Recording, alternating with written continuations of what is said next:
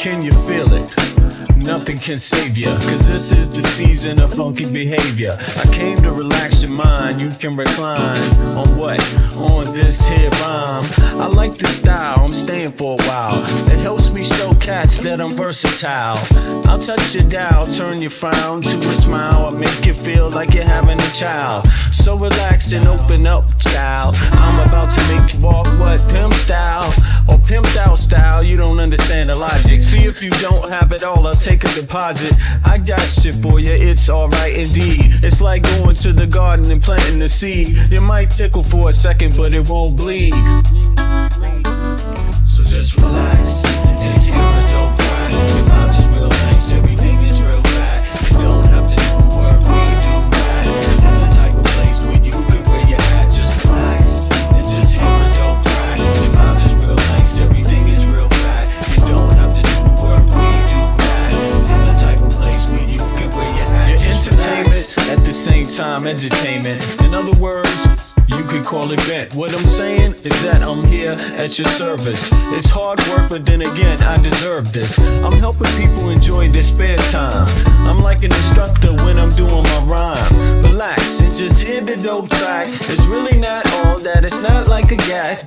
We like that when everything is relaxed and chill. You don't have to get fucked up or take pills, cause I like being myself, it feels good. Yo, it makes my meals taste good.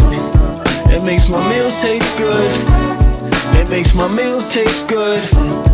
It makes my meals taste good. So just relax. It's your dope track. The vibes is real nice, everything is real fat. You don't have to do work, we do that. It's the type of place where you can wear your hat. Just relax and hear a dope track. The vibes is real nice, everything is real fat. You don't have to do work, we do that. It's the type of place where you can wear your hat. Just relax. My mind state, not balloon, it won't inflate. Just take the buzz, this much wiser kid, fuck the shade. And take it to a lower level, and dig a ditch for a devil. Got some more kids and pass the shovel. Dig a hole, take them on a spiritual roll. Lyrics unfold, either that or unroll the scroll. Episodes keep reoccurring and stifling. People's vision get blurring, their hearts start murmuring. I'm about 5 times iller than a Sherman. Introspection is God's gift to the miracle. I freak material, lamb's milk without the cereal. When MCs say your booty, they mean venereal. Your fake material hip-hop killers, they more faking than fucking Michael Jackson and Thriller. The status of a hoe, Quanto Costa. They wanna know how much it costs, kid, I bet for keep to me just relax and just hear a dope track. The vibes is real nice, everything is real fat. You don't have to do work, we do that. It's the type of place where you can wear your hat. Just relax and just hear a dope track. The vibes is real nice, everything is real fat. You don't have to do work, we do that. It's the type of place where you can wear your hat. Just relax.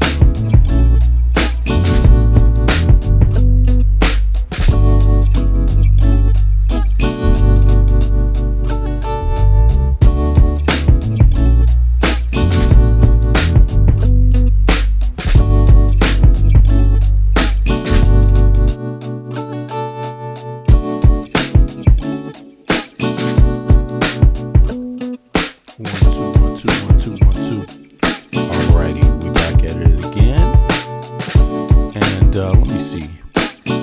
The time is 0:09:04 Central European Time. That would make it 3:03:04 Eastern Standard Time, America, and that would make it 12:04 Pacific Time, right? And big up to everybody else around the world. Big up to everybody in Asia. Big up to everybody in the EU, in the Middle East, in Africa, South America, North America, Canada, everybody, right? And everybody outside of in the universe, you know, to everyone else that's outside of the earth. What's up too, if you're listening, and that's if you believe in that kind of stuff. You know, maybe, you never know, never seen it, but it could be. But in any case, wow, you know, this bill that's coming up, the funding bill, yeah, that's coming up soon, and already that's January 30th. This is in 5 days. 5 days is the 31st. I'm sorry. I don't know if it's the 31st is the last day. I think it is, but this is the bill to do the funding. Now you have laws that they do bills to fund on, right? 6 cents, what's up? Yeah, good evening to you. And they have laws that are the architecture of how things function, right?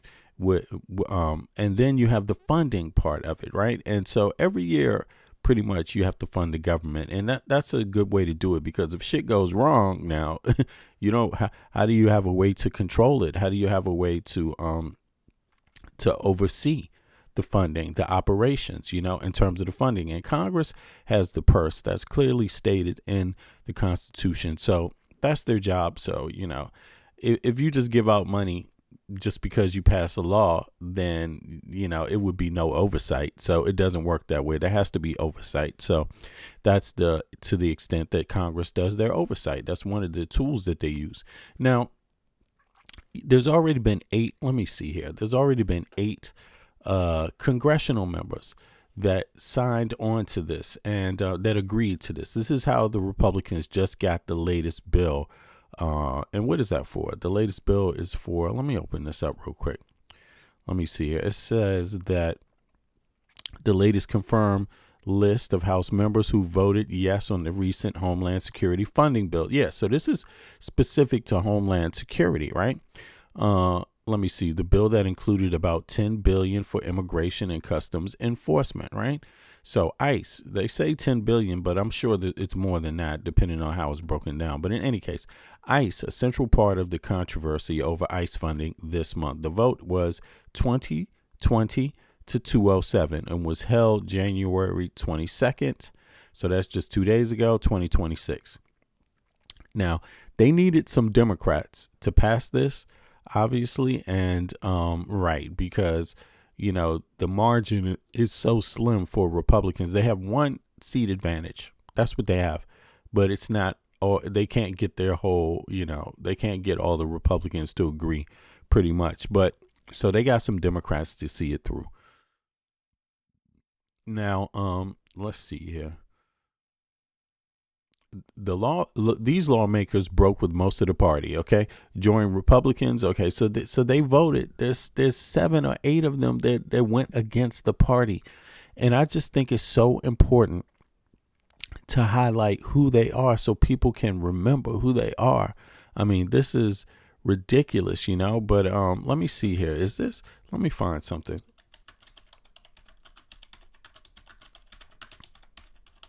Let me see if there's some video of them speaking about it. But in any case, let's go over some of the details of it, right? There was Representative Henry Culler, right, from Texas. That's a Democrat. Vincent Gonzalez from Texas, another Democrat. Jared Golden from Maine. Representative Marie Gluesenkamp Perez from Washington State. Representative Don Davis, North Carolina. Representative Laura Gillen, New York. Representative Tom Suozzi from New York, right? Republicans. Okay, so what does it say here? Nearly all House Republicans voted yes. So, yeah, so we don't need to go through that list because the real interesting part is the breakaway Democrats. Context on the vote. The legislation was a Homeland Security appropriations bill that included roughly $10 billion for ICE, part of the full year funding for DHS through the end of 2026. Okay, this is part of it, but they already got $40 billion, already now for this year, already that went through earlier with that, I think that big, beautiful bill. So they have more than enough money. That's one thing. 2, and then the other thing is look at how they're behaving. They're behaving, how can you say this? Poorly, extremely poor. They are, the American people have become their enemy almost instantly overnight. You haven't seen that and since when in the federal government, but with Trump, that's okay to break that long-standing trend of, you don't go out and try to hurt the taxpayers and limit their rights. You don't go out and harass and oppress the taxpayers. That wouldn't make sense, right? Because obviously the taxpayers won't want to give you more money. Who the fuck is going to just continue to finance their own ass beating, You know, that won't really happen, although some people keep funding it, you know. There's an election coming up, midterm elections, which is exactly why we're going over these names. Okay. Most House Democrats oppose the bill due to concerns about ICE operations, right? And lack of guardrails on enforcement practices. But a small group joined Republicans to pass it to keep order. Now, let me just go to see where the hell is this video, because I want to hear this, right? Okay, so there's C-SPAN video. Let me open this up real quick and see if we can get over here to C-SPAN. See how that works. Is this working right now? It's not working? Wow. Is it this one? That's interesting. Okay. Can I get into it this way?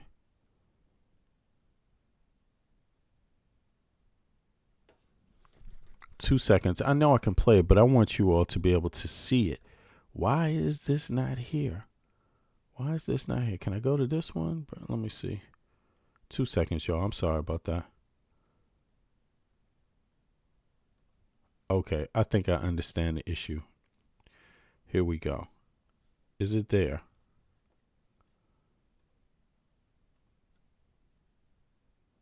Here it is. I think I got it now for you all. Check this out. Here we go. Now, boop, boop, boop, boop, boop. Let's play and see what this is about. Thanks for your patience. Is this here? This fall, join Dasha. Okay, hold on. We got to get past this little break. I hope everybody's doing well, by the way. I'm going to get back to the chat in 2 seconds.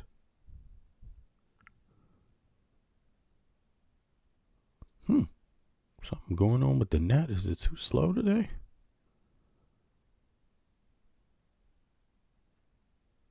Yeah, maybe it is. What's going on here?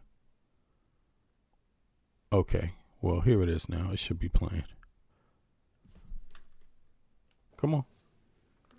Here we go.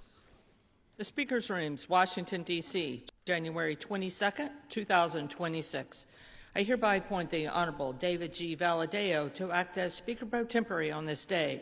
Signed, Mike Johnson, Speaker of the House of Representatives. Prayer will be offered by Chaplain Kibben. Okay, Would you come pray on with me? now. Where are the Dems that voted? So this is just They want to debate the very authorities of ICE. Okay, here we go.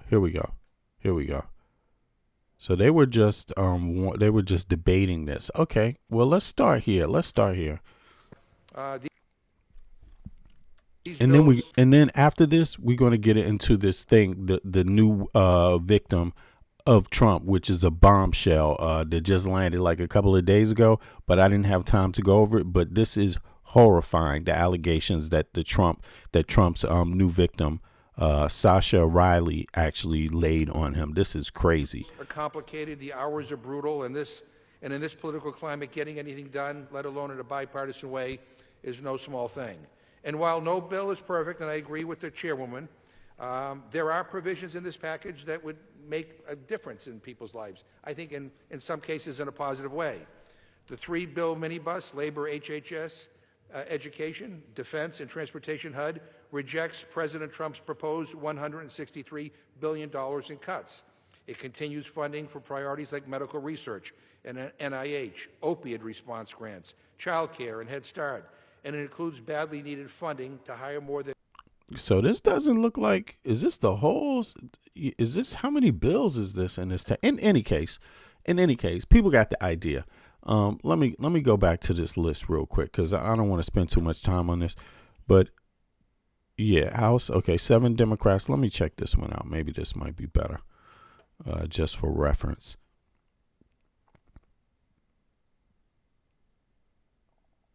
Is my internet going slow? Do I need to start it over? Maybe I will.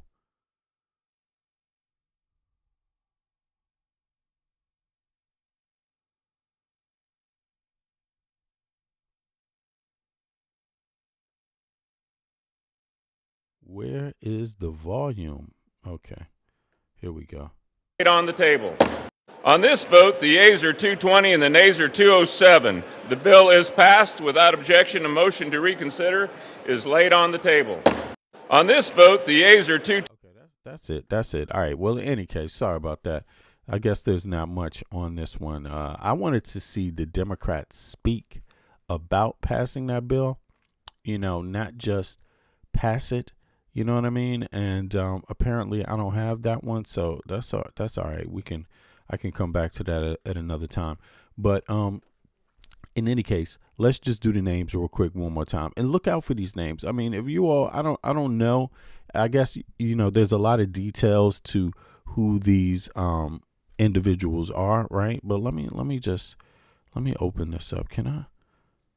Let me see. Is it this one? Maybe I can. Here we go. Okay, let me open this and see. House passes sprawling. Okay, ICE funding bill passes absent changes. Okay, Senate Democrats block government. Okay. Oh, really? They could force a government shutdown today? Hold on. There's more about this. Well, in any case, it passed in Congress, right? It went from Congress over to the Senate. And the Senate is saying already they're blocking it, Not the Senate, but the Dems in the Senate are saying they're blocking it, or they're saying they want changes before, right? That's really what they're saying. They're saying they want changes to it before they pass it.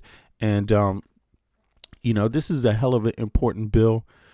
Everything going on from today into the 31st, or after, this next week is big for budgets. Now, we know that this Congress, this Senate doesn't mind going into shutdown a couple of days, right? It doesn't mind that, right? We know that. But I think really the real deal is just like, are people frustrated? How frustrated are people really?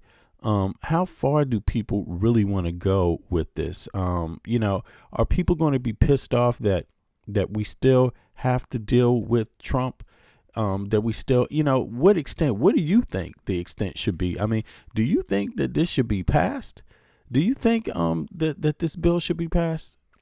For 6 cents, like, and anybody, let me know. I mean, do you really think this bill should be passed? Anything about ICE? I mean, I would really love to hear people's feedback on this because obviously there's a lot that needs to be funded in government, and it's details. It's not that there's a lot that needs to be, it's details. So if you don't go through the details, you don't really know what should be funded and what shouldn't be funded and how and to what extent.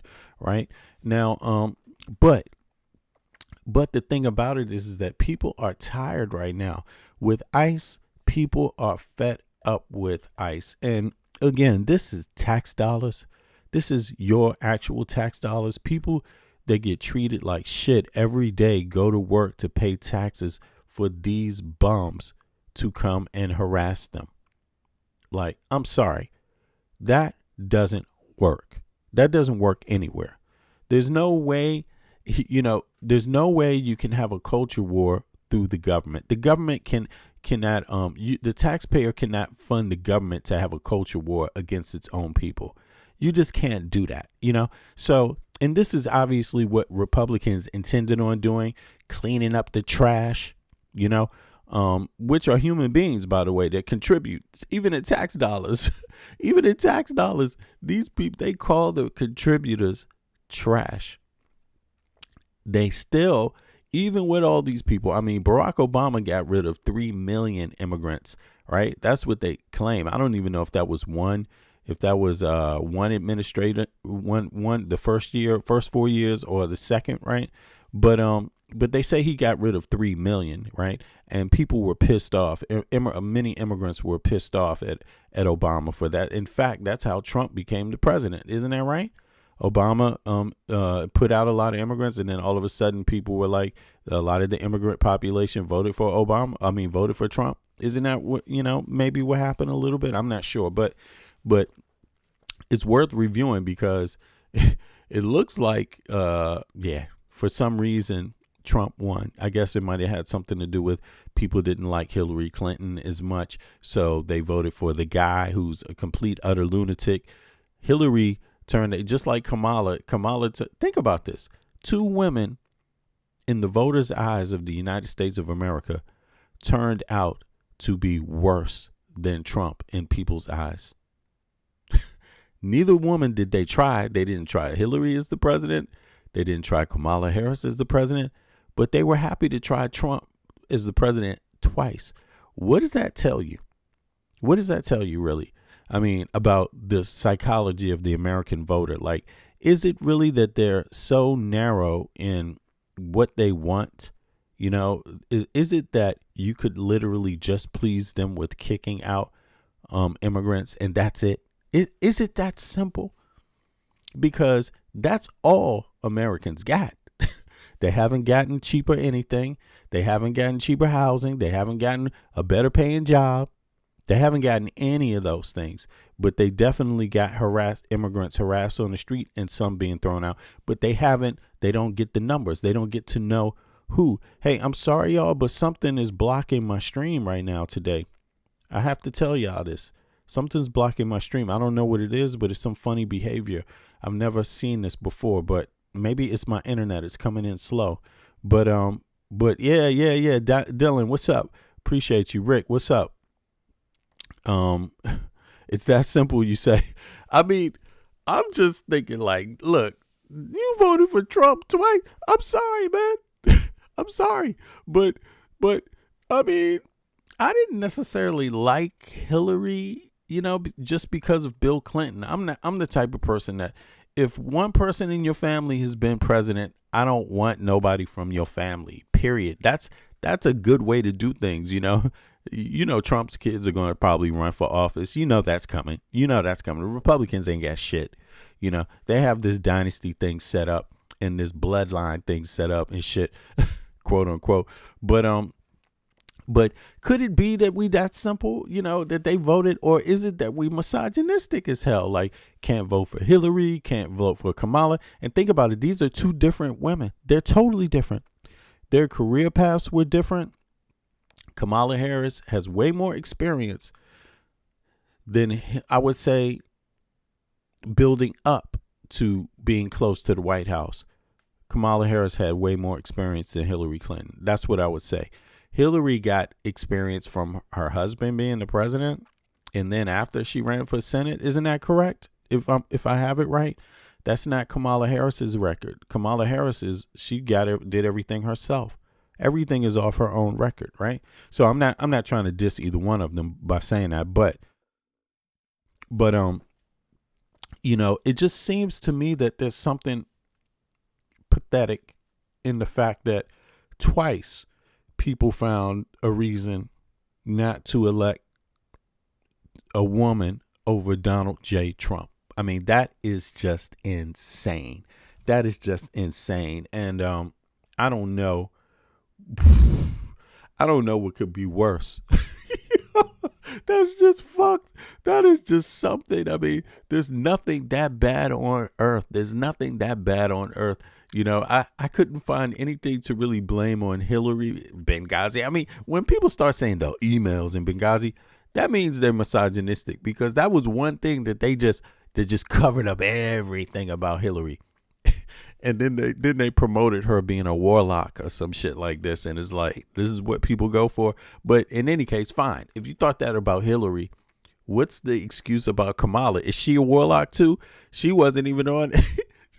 She doesn't have anybody she knows involved with Epstein, but people didn't vote on her either. So it kind of tells you misogyny. If you ask me, it kind of tells me it's misogyny that did it. You know, they would have found an excuse for any. You know, Mary Magdalene could be running for president and shit, and they would be like, "Nah, ain't gonna do it. Sorry. I'd rather give it to John, but not Mary." You know what I'm saying? I'd rather give it to Caesar and shit, not Mary. Sorry, can't do that. You can't do that at all. You know, but in any case, back to this vote. I mean, what do you all think? Do you all think that that they should be voting for more ICE funding, or should they just say fuck no, forget it, no more ICE funding? I mean, let me know what you. As a matter of fact, let me put that up in the poll here. I got some time here. Let me see here before we get into the really crazy story here about Trump's new victim. But let's see. Let me see here. I know I did this yesterday. Should ICE be funded by Dems at all?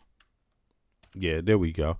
And then let's just keep it simple. Yes and no, because I mean, this is about your heart. Maybe it doesn't turn out that way, but this is about your heart and just generally your feeling about this. Should ICE be funded by Dems at all? I think it should be. Let me see everybody so you can see that on the is this here? So you can see. Here it is. Can y'all see that? Boom. Let me take my camera off and see. Here it is right here. Boom. Should ICE be funded at all by Dems? I'm waiting for the trolls to show up. They haven't presented themselves in the chat yet, but they must be out there because how the hell is it 67% that say yeah, nah, y'all so man. That's not Dems. I'm talking about, I only want Dems participating in this anyway. I should have said that, but in any case, this is what's happening in the next couple of days. Are you happy? I mean, are you happy? Are you happy with things? The government, should the government be funded, or should they just say nothing until Trump is impeached? Like impeach him, impeach JD Vance, impeach just the whole damn administration. I mean, why continue this? I don't know. Am I being too frustrated? Am I being too frustrated with my approach? Dems want it. Yeah, David, you said Dems want to fund ICE. I mean, I don't. Well, do you want them to fund ICE, David? Do you want them to fund ICE? I'm curious about that. Do you at all? And oh my goodness.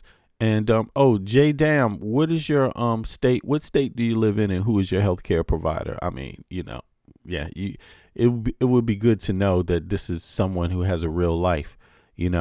Your poll says it. No, my poll doesn't say that, because I said, should ICE be funded by Dems at all? But you don't know who's voting. This could be Republicans saying, yeah, or Trump voters saying, yeah, they should fund it. You see what I mean? So that's what I was mentioning. I should have qualified it a little bit better. But it's okay. I mean, I think in the heart, I think most Dems are like very frustrated, but this is particular. Keep in mind though, ICE already has enough money for the year. They got $40 billion. Do they need 10 billion more? Is that an emergency? You know what I'm saying? Like, I don't see ICE doing shit. I should just think it should be left out of the fucking bill at the very least. Either leave them totally out of the bill, or just say leave Trump out of it at all and just say impeach Trump. If he doesn't get impeached, nothing's getting funded, period. Because people are tired of Trump. People are tired of tariffs. It's not just this ICE thing. Aren't you? What are you more tired of, ICE or tariffs? Maybe that should be the question, right? What are you more tired? Matter of fact, let me do that. I'm going to put that one up in the poll. That's a better poll here. Sorry about that. And then we can get on into the juicy noise about, not noise, but the juicy info about the Trump victim. Let me see here. What do you hate more? Okay. Let me see here. Is it ICE or tariffs? There we go. That's something everybody can participate in. Yeah, there we go. Yeah. You let me know how you feel about that instead. Maybe that's better. In any case, and it begins. Yeah, it begins. It begins. It begins. Yeah, the troll, it begins. Neither our problem. Whatever. Who asked you anyway? You're a troll. Nobody asked you. I said, what is your JNAM? I said, what state do you live in, and who is your healthcare provider? Period.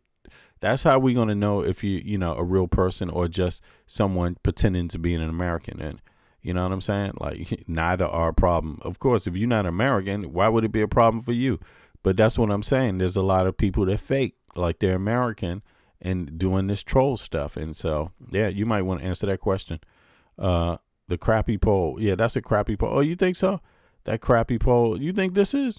You don't like this one? ICE, tariffs. Yeah, because you have to choose one. Maybe you hate both, right?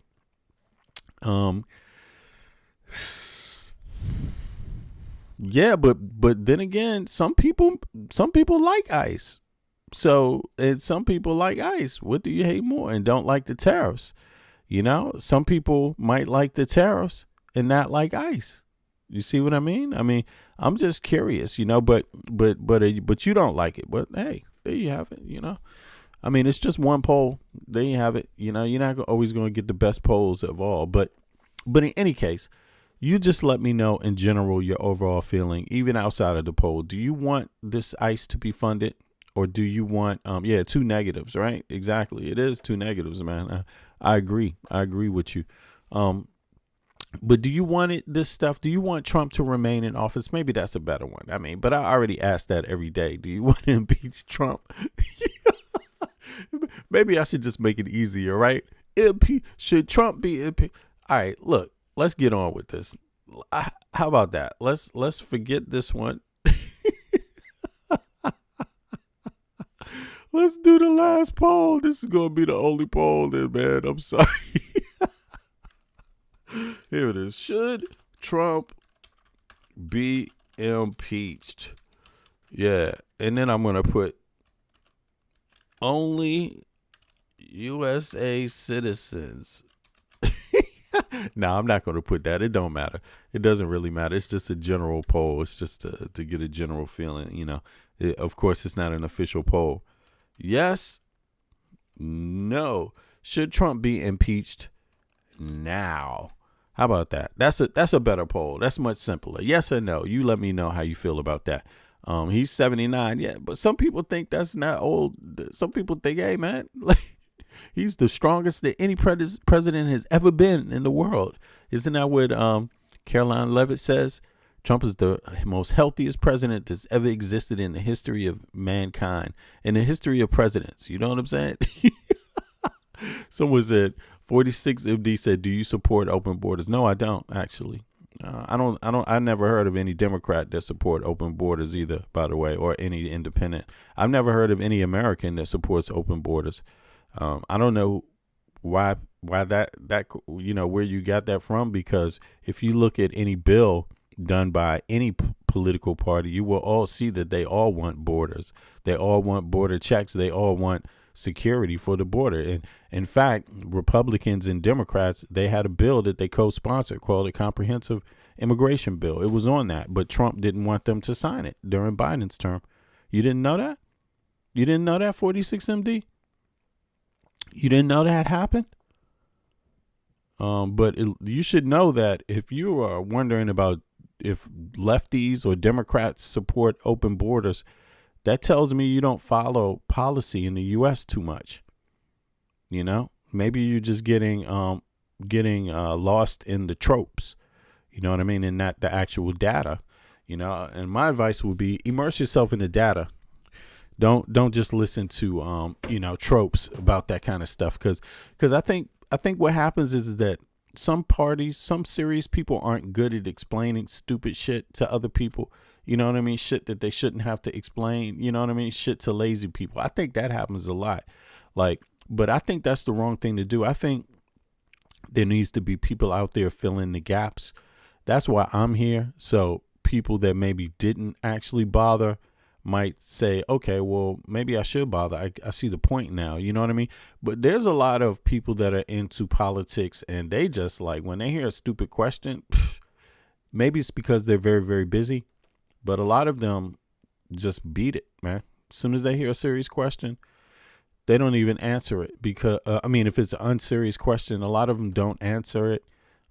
Just because they feel maybe that it's stupid. Maybe you don't work hard enough to know that. Why should I spend time trying to convince you of something that's so serious that you haven't put any time into yourself? Seriously, I think a lot of them feel that way. You see what I mean? Now he says, now 46 MD said we didn't need a fake bill, but you didn't. But do you know what's in the bill? Oh, let's look it up then, since you called it fake. It's an actual real bill. You didn't know that? It didn't get passed, but it was created. You didn't know that? He said, I know Trump closed the border on day one. Yeah. Oh, really? Well, I tell you what, is that all you want from the border? Is that all you want regarding immigration?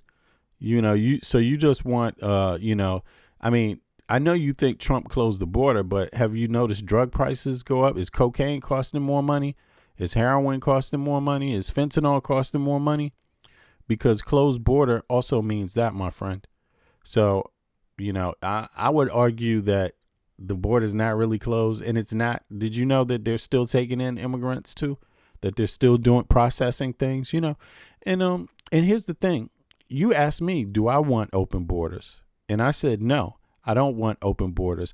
But that doesn't mean I want them just totally closed. Nobody gets in at all. And that's what you're talking about. You like Trump closed the border. Well, then why are there trucks going back and forth? Why are cars moving back and forth? Why is drugs moving back and forth? And why are people moving back and forth? So you don't actually want the border closed. So that's the thing. You asked a stupid question, like I was saying. What you should ask is a better question. You should say, do you want illegal immigrants freely crossing the border? That's a different question. You see? That's a different question. And if you ask that question, which you didn't, I would say, no, I don't want illegal immigrants freely crossing the border.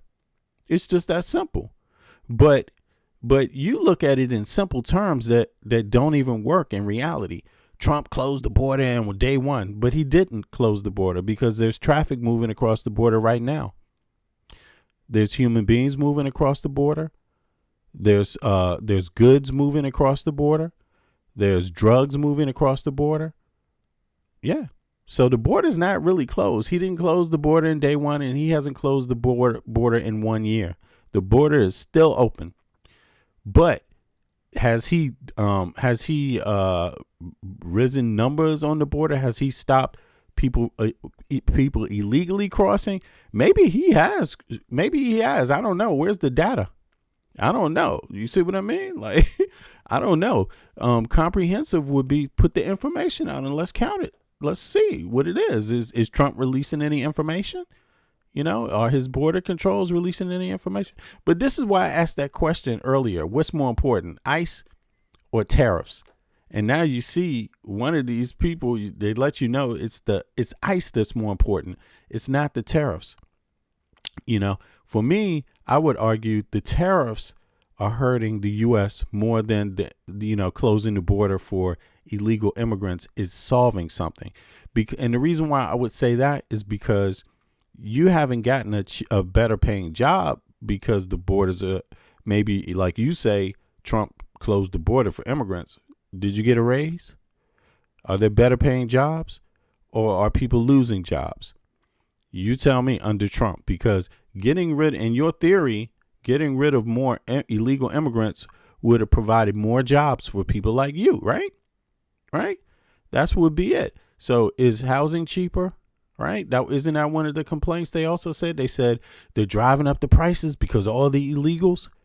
So have the housing prices gone down? Have the cost for goods gone down? Because if the illegals are leaving, then the cost of goods should be going down, right? The cost of housing should be going down also, right? The cost of your pay wage should be going up because now you're a more valuable employee because there's less people, right? No immigrant can take your job, right? Isn't that right? So how come all those other things didn't happen if the borders are closed? Yeah, you see, that's the thing about it. So you can get on to tropes all you want, but really the devil is in the detail. And I'm afraid that that's where a lot of the people that support Trump, they're very simple minded and they miss a lot of detail. They don't even ask intelligent questions. Like this dude said, Trump closed the border in 1 day and the motherfucking border is open. You know what I'm saying? So no evidence of anything being better because the border is closed. You know what I'm saying? So I don't get it, but all I could say is I'm an American citizen that lives outside of the U.S. and I'm really glad I do because, shit is not just going ballistic all around me. You see what I mean? My day today was the same as yesterday. You see what I mean? It was the same. I made a little money. That was about it. I spent my day on going to a nice job, having a decent time, drinking my lattes like I like to do, doing my research, chitty chatting, kicking it with my kids. You know what I'm saying? Not worried and stressed out. You see what I'm saying? So I'm just curious about that. The dollar has gone down, you know, but people like 46 MD thinks that's a good sign that the dollar's gone down, you know. So hey, I'm not here to get you to change anything, baby. You just keep staying just like that. Alrighty? And more power to you. Come on now. Keep it up, baby. Ice, ice, baby. Yeah. But, I mean, how about, isn't it more important to say, I have more security? I have health care. I have a union job. You know, I have, you know, inflation is down, you know. Isn't it better to have those things? No. See what I'm saying? So there's a fundamental difference between me and you. I like to have security. You don't. You like immigrants being chased around on the street. That's just what it is. So, but that's your choice. That's your choice. If you like, I'm not saying you should change. If all you need in your life is immigrants being chased around on the street, go, and black people and, you know, some people, white people getting shot here and there, protest. If that's all you need to make your life happy, go for it, baby. Go for it. You know, but that's not what I need to make my life happy. You know, that's all I'm saying. I like to have money in my pocket. I like to have security. I like to know that my rent is cool, is taken care of. I like to know that my kids are going to higher education, going to school, and, you know, and it's not stressing me out. I like to know that we as a family all have health care. You know what I'm saying? I like inflation to be down, but some people are into some sadomasochist shit. They like fucked up everything around them, stressed out life every day, and all they want to do is be like, well, at least I can stress somebody else's life out. There's a lot of people like that. You know what I'm saying? That's part of being American too. But having said that, you know, hey, I'm not going to spend my time convincing people about Trump. Ice, ice, baby. Way to go. Way to go. Because did you hear the news? These people that support Trump support pedophiles. Did you know that? They support the worst kind of people on earth, you know? And if you notice, they're only worried about immigrants. They don't forget about all the sex trafficking Jeffrey Epstein has done. They forgot about the sex trafficking that Trump is being alleged to be involved with. Yeah, they forgot all about that. They could care less. If Trump called these people today and said, can I sex traffic you? They would probably give their kids up to him too. Like straight up. Straight up, baby. Straight up, 45. Would you give your kid up to Trump to be sex trafficked? Would you? What about you, Caleb? Oh, my God. Oh, my God. This is so funny, man. Anybody who wants their kid sex trafficked by Trump? You know what I'm saying? Sex traffic, baby. Yeah. Sex trafficking. Because that's really what y'all all about. You're definitely not about anything else, you know what I mean? But you say you are. It's nice to sound like you bowdy with ice, but the truth is that you're more for sex traffickers than you are even getting rid of illegal immigrants. You know what I'm saying? Because Trump ain't that good at it. You know, Obama wasn't that bad at it, but you weren't impressed by Obama, were you? No, you wasn't. Obama's already, you know, that shit is crazy. But in any case, you know, there's some other interesting stories that have come up now. And these stories, I don't want to say stories really. Actually, we should just call it what it is, allegations. There's allegations that have come up. And the allegations revolve around this man right here by the name of, what's his name? Sascha Riley. He's a veteran. A U.S. Marine, a retired U.S. Marine, and he came out with a lot of allegations about Trump. And this one is for people that care about sex trafficking, and more than they care about, you know, riding Trump's dick. You know what I'm saying? And so, you know, just warning you. So some of y'all might want to close your ears if you're on Trump's dick. You might want to close your ears here because this doesn't involve you, right? But let's go through this. A couple of days ago, an interview was done by Lisa Noel Volding with this person, Riley, right? And Sascha Riley. And the stuff that's in it is quite disturbing. The stuff that's in it is quite disturbing, y'all. Like, really, it's scary stuff too. But one interesting thing that came out is that it actually points to something I was saying some time ago, and that was like weeks ago, months ago, and I've said it a few times for those that actually listen to my podcast. I know we get a lot of transient people here too that don't, but people that follow me, that listen every day, pretty much will tell you that I was asking this question, or I've been making this observation that one thing that's interesting about Trump is that, and his relationship to Epstein is that if you look at the details, one has to ask question, who's really in charge here? Was it Epstein that was in charge, and did he traffic girls to Trump and other people? Is it Trump that's being blackmailed by Epstein? Yeah, and to some degree it looks like that too, obviously, because Epstein had some emails where it shows that, he's basically trying to figure out why, nobody has come out on Trump, with any of these allegations, because obviously he was hanging around Epstein a lot, and Epstein's basically saying that, yeah, Trump was down with it too. He likes him young, right? Now, but when I look at the story, the details of Mar-a-Lago, I look at the birthday gift or the birthday card. Was it a birthday card? They had a lot of other pictures in it and things like that. There was a picture drawing of Epstein when he was at Mar-a-Lago kicking back with some little girls. It's a drawing, right? Then you have a lot of things like that. Trump's own submissions, with Jeffrey writing these weird notes, yeah. And but in any case, it popped in my mind some time ago that, damn, this could also look like Trump is maybe one of the ringleaders or a partner, or that Epstein was his subordinate. Now, those of you that's been listening to me, those of y'all that's been listening to me, let me see. Put a 1 in the chat if you remember that. If you remember me mentioning this, this part about it's hard to know. It almost could look like Trump is oh, look at this, man. Why are you guys crying in the chat, man? What's up with this? Why? Nothing but crying. No, I'm actually making some good points here. Why are you here if it's only crying, my friend? You enjoy crying? Now, check this out. I was saying this, that it almost looks like Trump could be the ringleader, right?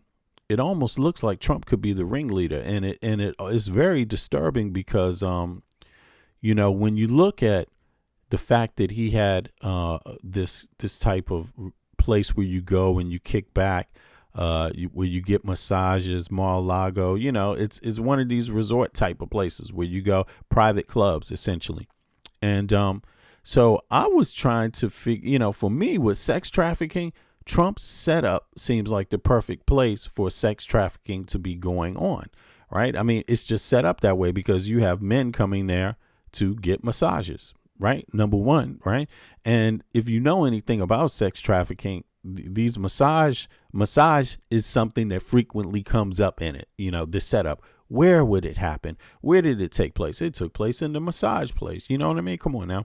Married women know what I'm talking about. If your husband says he's going to get a massage, or your boyfriend, you might want to know where he's going. You might want to know, because a lot of sex traffickers use massage parlors to do their business. You know what I mean? Now check that. That's not the only place they do it, but it just pops in your head, right? And also his proximity, and so I was saying this months ago, maybe 6 months ago now. Is it possible that Epstein got his idea about trafficking from Trump? Actually, is that possible? And hold on, you know what? Yo, man, I'm sorry, but it's cool to be in the chat, but you need to participate in what's being said, not just make up your own narratives. Like, really, come on now. It's let the people in the chat also have good conversation. Don't just what is up with this? Exactly, Dylan. Like, what's up, man? Dude, somebody's not even interacting with what I'm saying. They just like just defending Trump. We're all out at all costs. Come on now. Nobody needs to defend Trump. Just come on. Let's get in a conversation about what's being alleged. Let's do that. Okay. And if you don't want to do that, you don't have to be here today. That's all it is to it. But other people want to discuss this matter. Okay. Now, if it's nothing for you, you don't have to join us. Now, I was saying this, like, this is my personal thoughts, my personal observation. I said this months and months and months ago, multiple times, that it's starting to look like Epstein could have worked for Trump, and that he knows more about the details of this trafficking and the blackmail, and and lo and behold, y'all. Lo and behold, I said that, right? I said that some time ago. That was like 6 months ago, 4 or 5 months ago, maybe. And lo and behold, y'all, there's now an interview. This is look at this. This is from November 2025. So when I was saying this stuff, this is maybe like 2 months, a month before this even came out, this interview. And I just find it so riveting. When you hear the details in here, it's riveting. But on top of that, oh my God, he's actually saying what I was saying. I mean, he's actually confirming it. He's saying that it looked to him like Epstein was actually working for Trump doing this stuff. Now, yeah, folks. And remember now, Trump, just think about this. Trump has been known to be dealing with these Russians. He had the second floor, the top floor, not top floor, but Trump lived on the top floor of Trump Tower. But the floor right under it was rented all out by Russian mafia. That's what the people say, right? I'm pretty sure that's well documented. And he had a lot of business ties to Russians, and also he did this Miss Universe thing in Russia. But another thing is the timeline. He puts the timeline back, he puts the timeline back when this stuff started before Epstein's timeline. He puts this back in like 81, 82. And if you remember now, if you all remember, this time period is the time period where the other victim that has never been interviewed by the FBI the person wrote a letter. The person contacted the FBI twice by email saying that Trump and Epstein had her on a boat, and she threw out her uncle had sex trafficked her to Epstein and Trump. And she basically something like this had Trump's baby and was forced to throw it out in Lake Michigan. Right. So that timeline goes back to then. And when that story came out, I was like, damn, so this timeline is early. And a lot of people were like, no, the timeline is early. It's a different timeline. La, la, la. Right. A lot of people reacted that way. But this guy, he's a Marine. Right. Afghanistan vet, and this guy says he was trafficked by Trump and Epstein, and he's pushing that timeline back. So nonetheless, let's take a listen to what he actually says. This is his story. This is his story according to him. Now let me ask you something. If a person says that they've been sex trafficked, I'll ask you like this. If your daughter told you that she had been sex trafficked, would you believe her? Put a 1 in the chat if you would believe her. Put a 2 in the chat if you wouldn't. Put a 1 in the chat if your daughter told you that she had been sex trafficked. Put a 2 in the chat if you wouldn't believe her.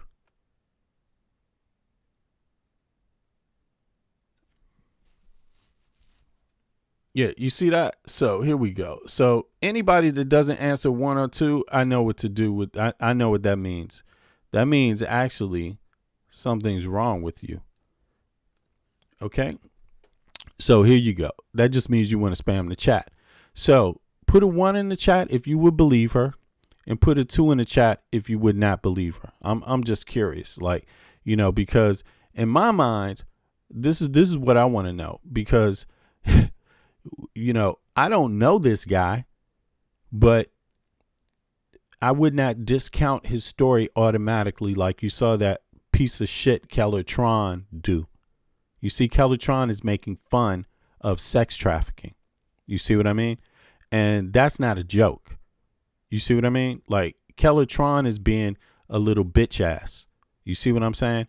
So we can't have little bitch asses in here. Now we can have people that disagree adult wise. We can have serious people, and you can even have a little fun. Now, it's not that we have to be conservative here, but we got to man up and woman up. We got to be, on par, at least with our intelligence. You see what I'm saying? Like, we know sex trafficking has happened.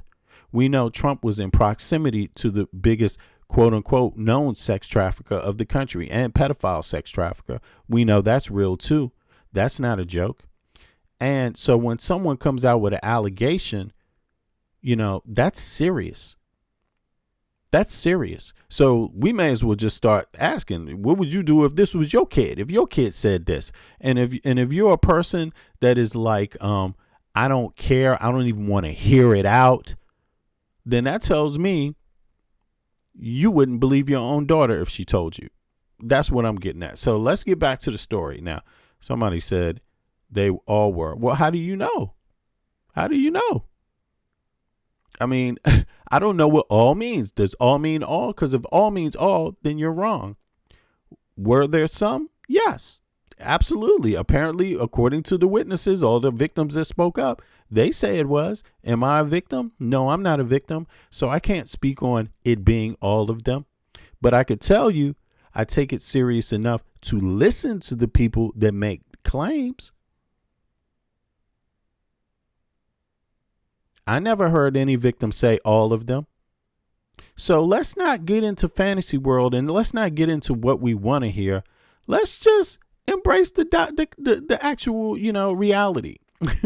If you're not anybody a victim of Trump and Epstein in the chat, put a 1 if put a 3 if if you were one of their victims. But you get anyway. Put a 3 if you were one of their victims, because I'm not claiming to be, so I wasn't there. But I take the allegations seriously, and I don't discount them, is what I'm saying. You see what I mean? So let's just get into what this guy is saying. He has he revealed some heavy shit, but also these photographs reveal some things too. But let's just start with what he's saying here. If you don't mind, I'm gonna take my camera off real quick, and then I'm gonna let this play a little bit, and you let me know what you think.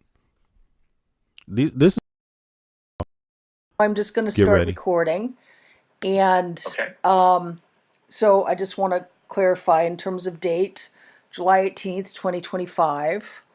My full name, Lisa Noel Volding, and Riley, do you want to state your name and any other names? William. Oh, I'm sorry. No, go ahead. Go ahead. I didn't mean to interrupt.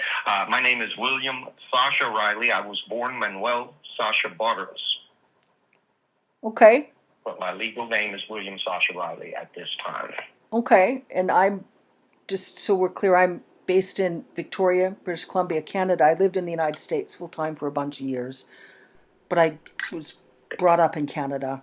My citizenship's Canadian. And we might be neighbors at some point, because Canada is right now number 2 on the list of the countries that I am potentially going to move to. I think it's a good place to look. There's a lot of Americans, actually. I've spoken to Americans that I've told to come here.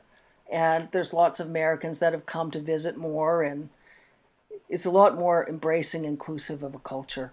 So, it's quite lovely. Yeah, Canada's cool, actually. It's beautiful. In terms of, I actually went to Canada in 2019 with my oldest son. We actually it was a nice trip. But he's never been to Canada before, so it was good for him to see kind of the rural Canada, the ocean side, the countryside, the forest, this kind of stuff. The International War Court.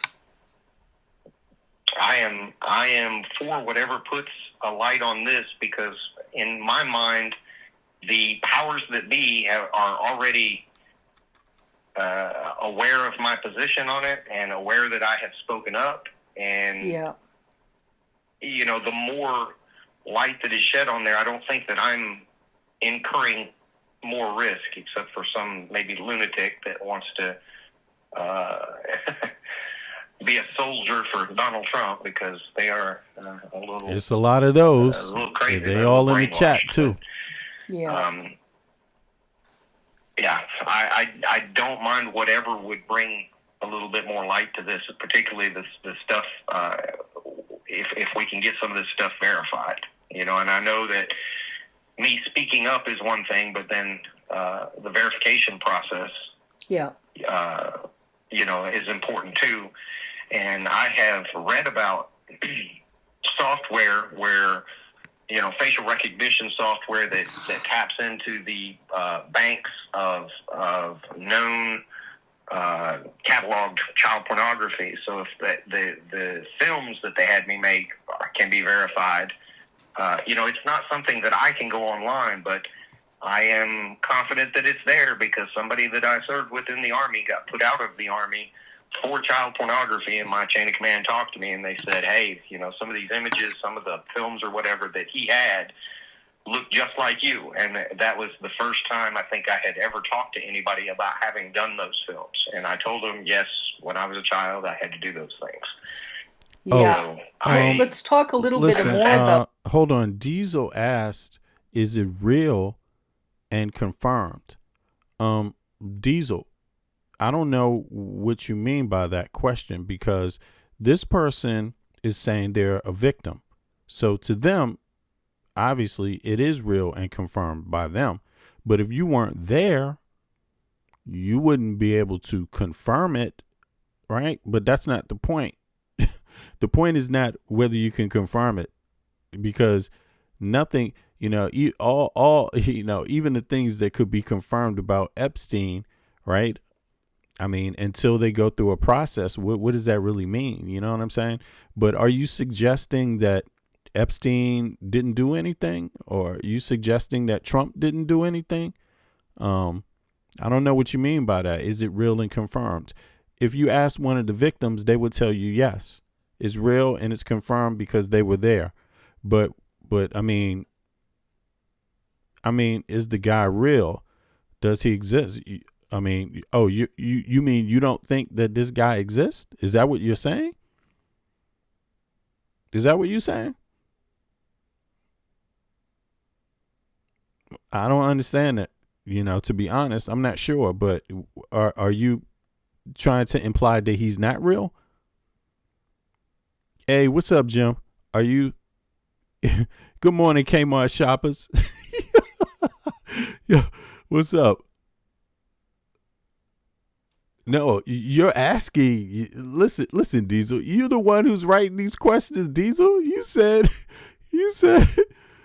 has it been confirmed? Is it real and confirmed? What are you talking about? I'm saying, are you implying that this is not real and confirmed? Are you implying that, or what? No, I'm not being a creep. I'm just being specific. That's different, my friend. Not trying to hurt your feelings. I'm talking about your question. If being a creep is seeing your question when you say, does anybody see my messages? If you call that being a creep, man, come on, man. I guess you feel like, you in the wrong place, I guess. Yeah.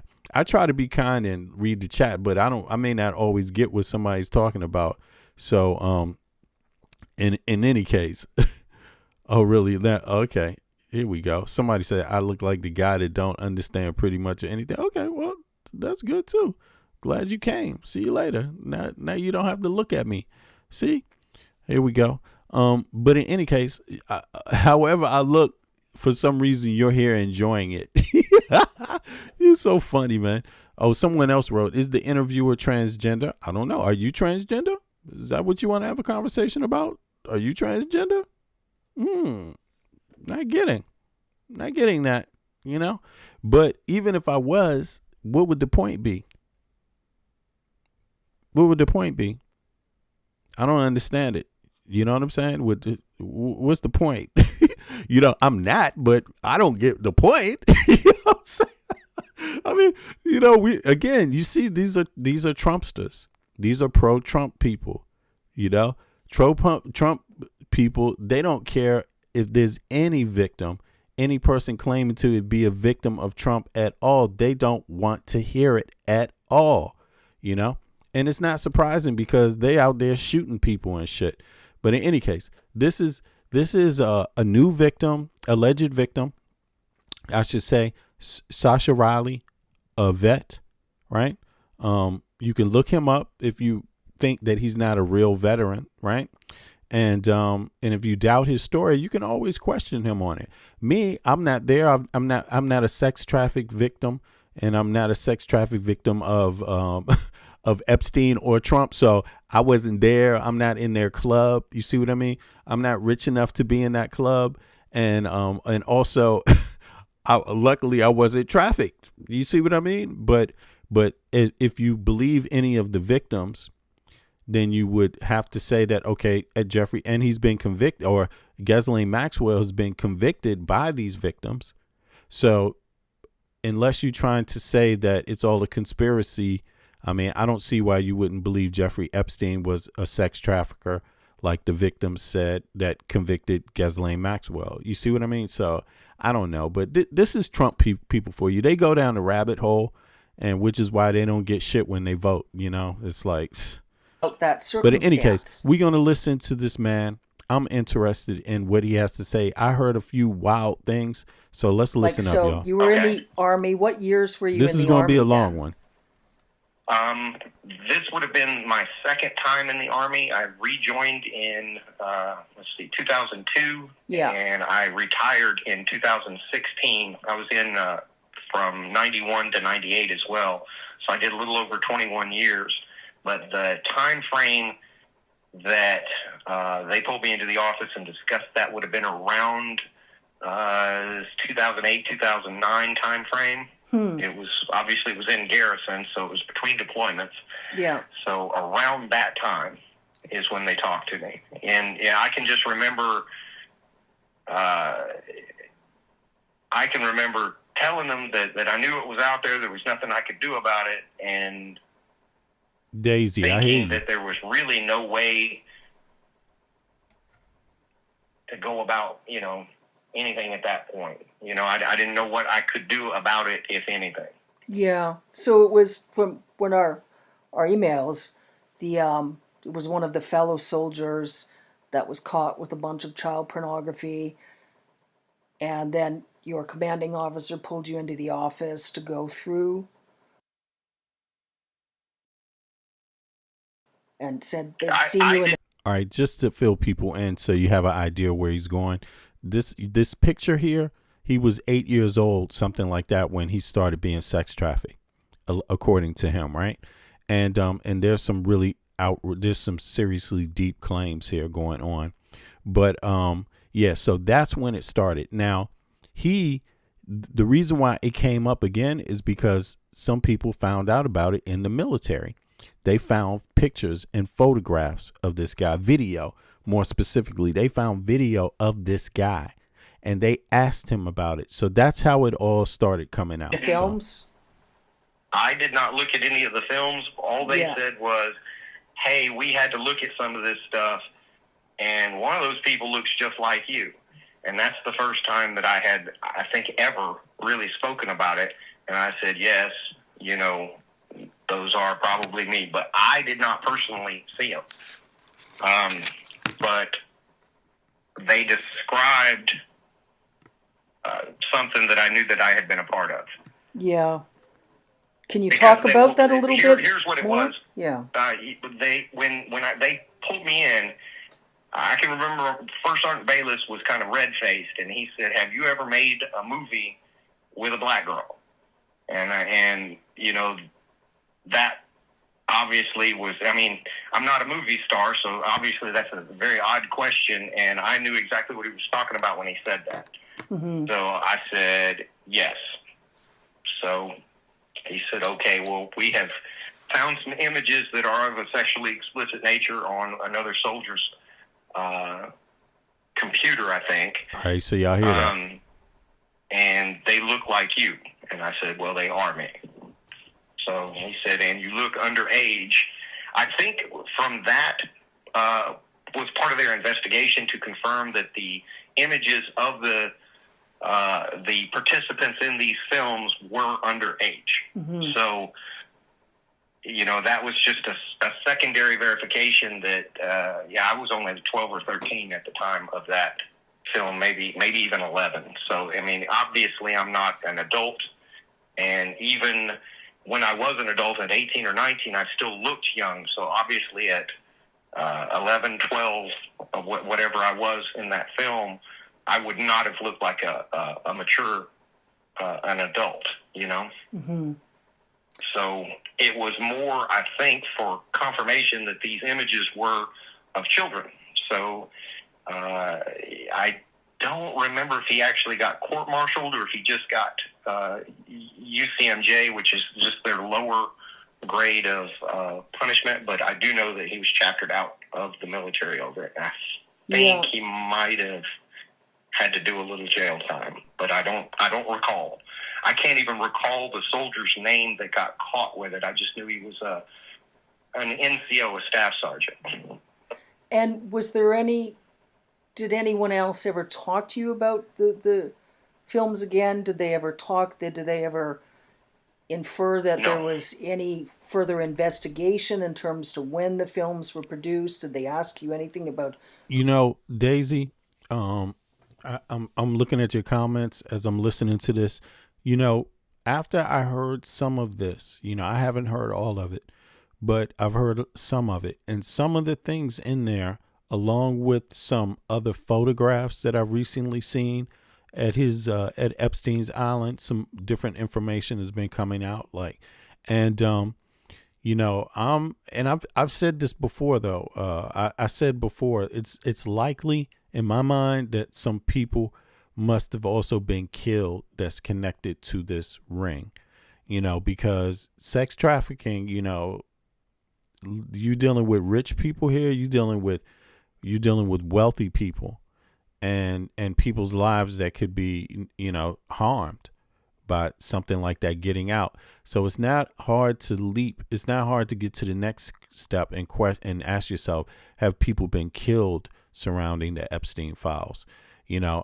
Because that's just something that rang a bell in my mind. Now, when I looked at some of the new pictures, leaning in that direction, there's some people that, and then he's also saying in his audio that someone has been killed, and he's going to describe it.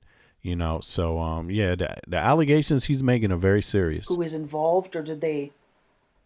No. They didn't go into any legality other than the prosecution of the soldier with the images. So in the military is a little bit different than civilian. I don't want to call it the court system because it's just the officers and NCOs in the military, but they have their sphere of influence. They have their little scope of operation, and if they uncover more, I think that they're required to give it to the civilian authorities, but they don't have any jurisdiction to go further than to just prosecute the soldier for the infraction that he is guilty of, if that makes sense the way I'm saying it. No, I understand. Do they have any duty or is there any legality, or do they have legal requirements to inform civilian prosecutors of such cases? Yes. Okay. If they suspect if there's additional wrongdoing that is outside of their scope of being able to prosecute, and in this case to hold the individual soldier accountable for having this material that he's not supposed to have, they prosecute that portion of it. If it is beyond what they can prosecute, then they refer the soldier to civilian court systems. But in this case, the military did handle the prosecution of the soldier, and I think all he got was like 30 days and reduction in rank to E1. They kicked him out of the Army, gave him a less than honorable discharge, I think. I don't think he even got a bad conduct for that, but I know that he was put out of the military. And I think he did the 30 days in jail. I think is the most that they can give you at the level that they prosecuted him at.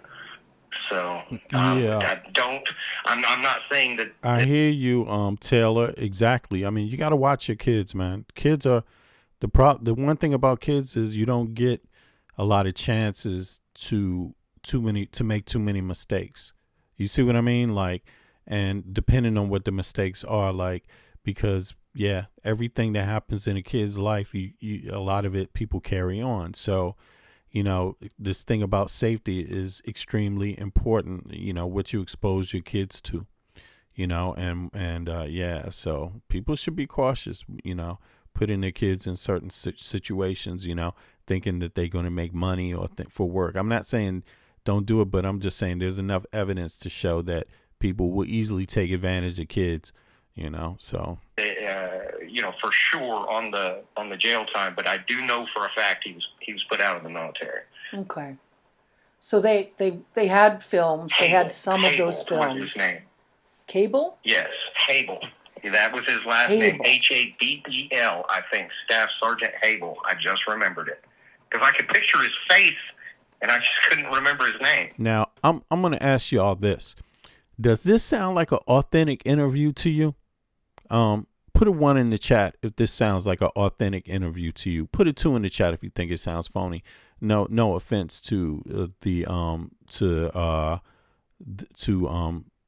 Dad, what's it, Sascha? No offense to Sascha, but to me it sounds like an authentic interview. You know what I'm saying? But I'm just curious where the nuts at. Where the nuts at here today? You know what I'm saying? Where are the pedophiles?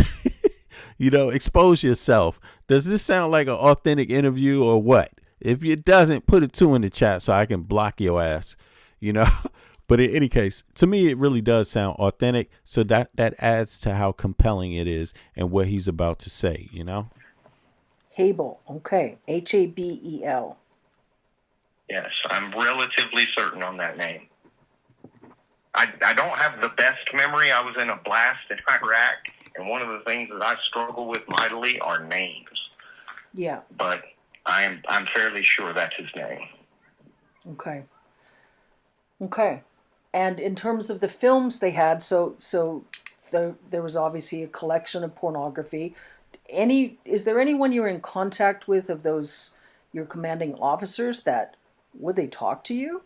Would they provide evidence, or is it a situation where Michael Bayless is the only one that I remember speaking to about it. I have not spoken to him since I left Fort Carson in 2011.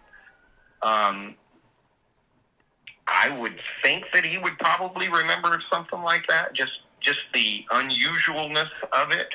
You know, first sergeants deal with things day in and day out, but I would think that he would remember that just because of how it's not every day that you have to deal with something like that, you know?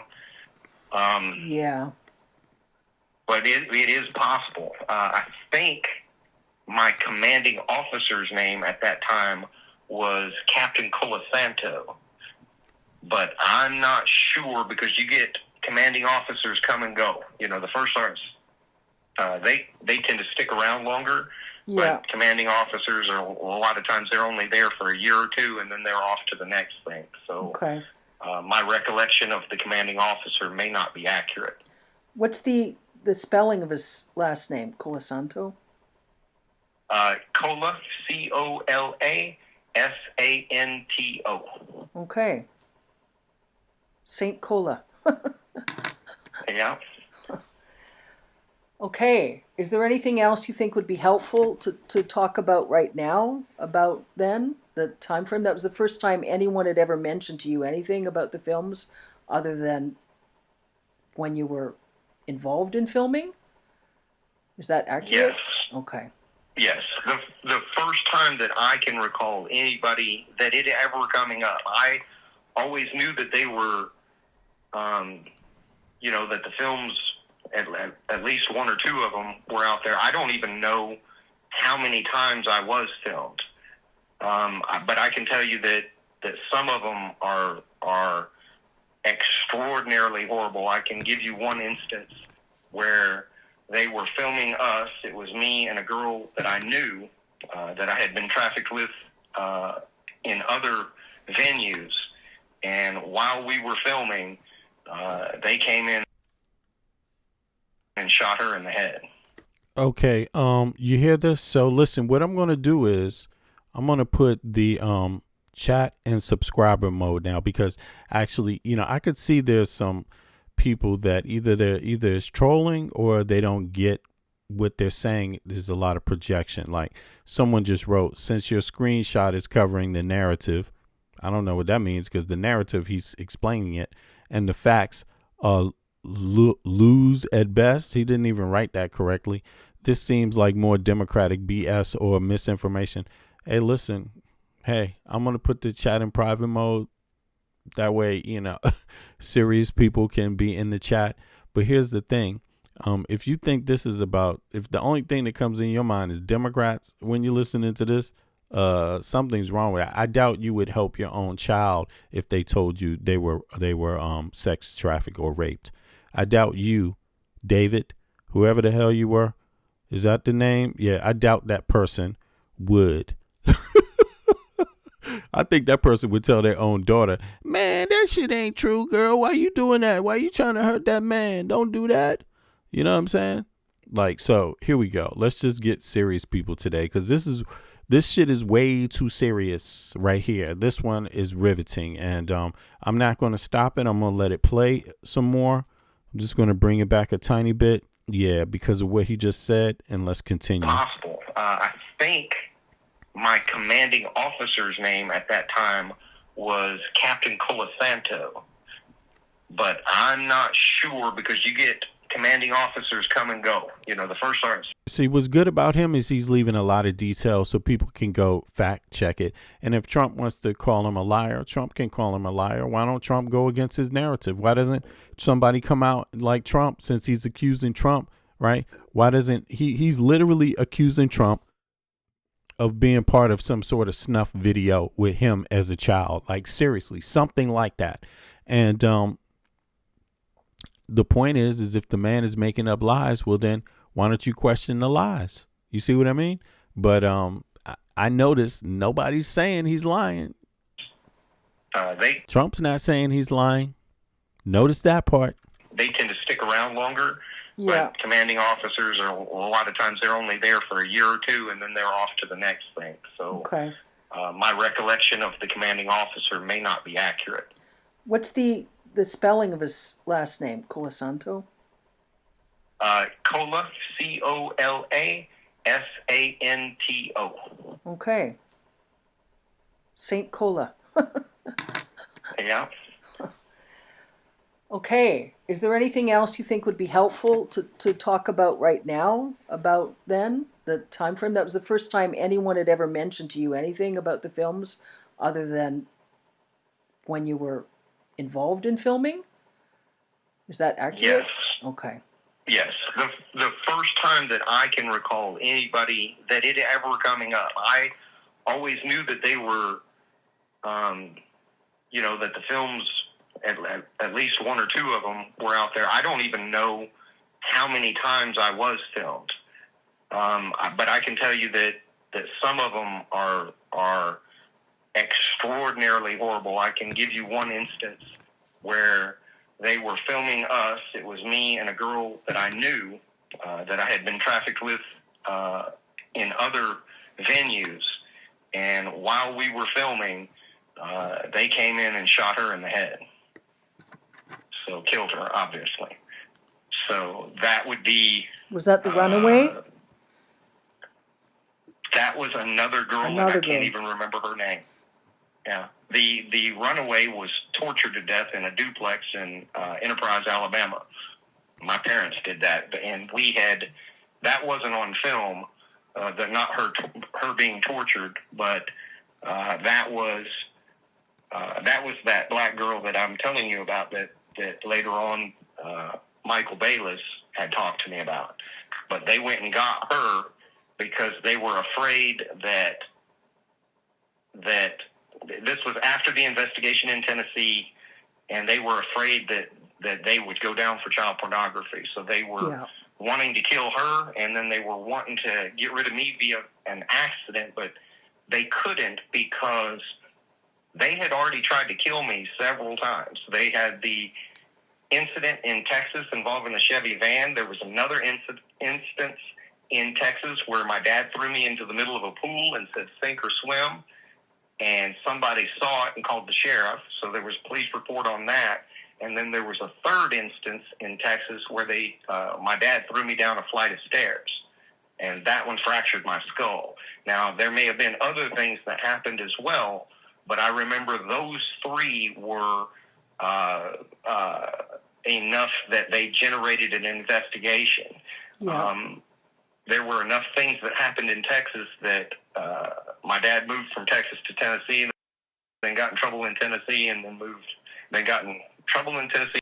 See, I think that's what I mean by detail. I think a lot of these details can be checked out. Like he said, he believes that one was investigated. But point in case, to me, it's like when somebody's leaving a lot of detail, that's usually an indication that they're not lying. You see what I mean? And you would quickly, if they were lying, you would quickly have people come pointing out things. But it's been some days now, and I haven't seen any material that has refuted anything that this guy is saying, let alone, I think that this one, it may go further. I think, and I believe also, because we don't just have this guy's story, we have plenty of other people's stories, right? So we've heard so many other people's stories, and they've corroborated so many things. When you hear some of the detail from one, you put it together with the other, and in a way they start to corroborate what was going on. And so between the photographs, the book, between the witnesses, the victim's stories, individual stories, it starts to paint a picture. And to me, it's like, if you think this guy's lying, then you may as well think they're all lying. And I doubt, I'm sorry, but it's not possible. They're not all lying. You know what I mean? It's just not possible. Trump's not even saying they're lying. You see what I'm saying? Like, come on. You know what I mean? People got to have some judgment here. Trump's not even saying the victims are lying. He said it was a hoax, but he never came out and said one of them was lying. He never said it about Epstein. He never said any of those people were lying. So he didn't defend Epstein. He didn't provide any information that could refute what they were saying. Trump didn't even do that. Why? You see what I'm saying? Like, why? It seems pretty bad here. He also makes some more. Alabama got in trouble. Sorry, he also makes some more revelations. He says that there's Clarence Thomas. And didn't I say that? I've been saying this for months. I've been saying, if these Epstein files don't come out, the United States won't be free. The people won't be free, because the people will be getting possibly Supreme Court justices, congressional members, senators, presidents, and other influential people. They could all be getting blackmailed just by one group that has access to all this information. I've been saying that the whole time. And we even talked about the men on the Supreme Court. They're the ones that are more likely, right? And lo and behold, this guy mentions Clarence Thomas being being the only black person ever at all these parties where they're doing illegal shit at, like, straight up, seriously. Look, in Alabama, and then I'm sorry, I'm going to let it play, but I know I'm saying this because I know a lot of people don't have the patience, won't be able to wait through the things. So I just want to give you an idea of what he has been saying in this. Like, this is some shit. As a matter of fact, let me just go ahead and tell people, let me just put the damn Substack. This is the Substack. This is the original Substack, I believe, right? So let me just put this in the chat. This person put all of these interviews out publicly. This is hours of interviews. This ain't no short interview. This is out. Do you want to know how many hours this is before we continue? My God. 1, 2, 3, 4, 5, 6. This is like 6 or 7 hours. This is 6 or 7 hours of audio interview. So let's let it go. Let's let it play. Time. And you're talking about Alabama. Your adoptive dad, William Kyle Riley, correct? Yes. Yeah. I have I have located my birth parents. My birth mother lives in Sierra Vista, and my birth father lives in... Apparently, he explains that, Carol. Diaper Donnie. Now we know why. Apparently, he explains that. I didn't hear that part, but I would like to hear it. Edmond, Oklahoma, but I have... Click the like button, please. Click the like button if you haven't clicked the like button. If you got your TV, pick up your remote and click the like button for me too. Subscribe if you haven't subscribed. I have not reached out to either of them. I just, within the last year, probably 6 months, I learned where they live. So that, I don't know. This would also be another detail that's easy to check out. You see what I'm saying? Like, this guy gives a lot of detail to his story, qualifying detail, not like things that you would think that a person needs to bother to make up, not like these blatant things, but incidental detail along the whole story. So that comes off very authentic. Just an odd dynamic for me, and I'm still kind of processing that. But as far as family goes, I have a half sister up in Massachusetts, and that's about it. Okay. And your adopted dad, William Kyle Riley, worked as a pilot and was involved. Yes. Integrally in he the was Epstein involved Trump in all kinds of things. Yeah. And he worked a lot with Trump and Epstein, correct? I know that he was around Epstein and worked with Epstein. And I want to say that he flew for Epstein. And if not for Epstein directly, like transporting Epstein himself, he did transport some of the rich people to and from these parties that Epstein and company hosted. It wasn't just him. It was kind of a cabal of several people. And Epstein was the lead coordinator, maybe you would call it. But it's much more than just him as an individual. It was people like him, like Trump, other people, and I can't remember, like how many, but he was handy to have around because he was a part of the process, and he isn't just like an airline pilot or something like that. He can fly anything. He can fly helicopters, fixed wing, smaller aircraft, larger aircraft. I mean, he's that pilot, that kind of that multi-purpose guy that could transport whatever you needed. Okay, so and I don't know if he ever got into the drugs. I can remember him talking at one point, and he had refused to do a drug run, basically, and somebody else took that drug run, and they got busted. Yeah. So I don't know what kind of aircraft it was or whatever, and it was around Florida that guy got busted. Maybe he flew down to the Virgin Islands or something like that. So this really also contextualizes the Florida DA, y'all. Yes, it does. The one that Pam Bondi worked for. You know what I'm saying? At this time, apparently. Let me just look that up real quick. Let me see here. Did Pam Bondi, was she part of the Florida DA? Let me just open this up real quick and see if I can start a Is it opening? Okay, here. Let me see something.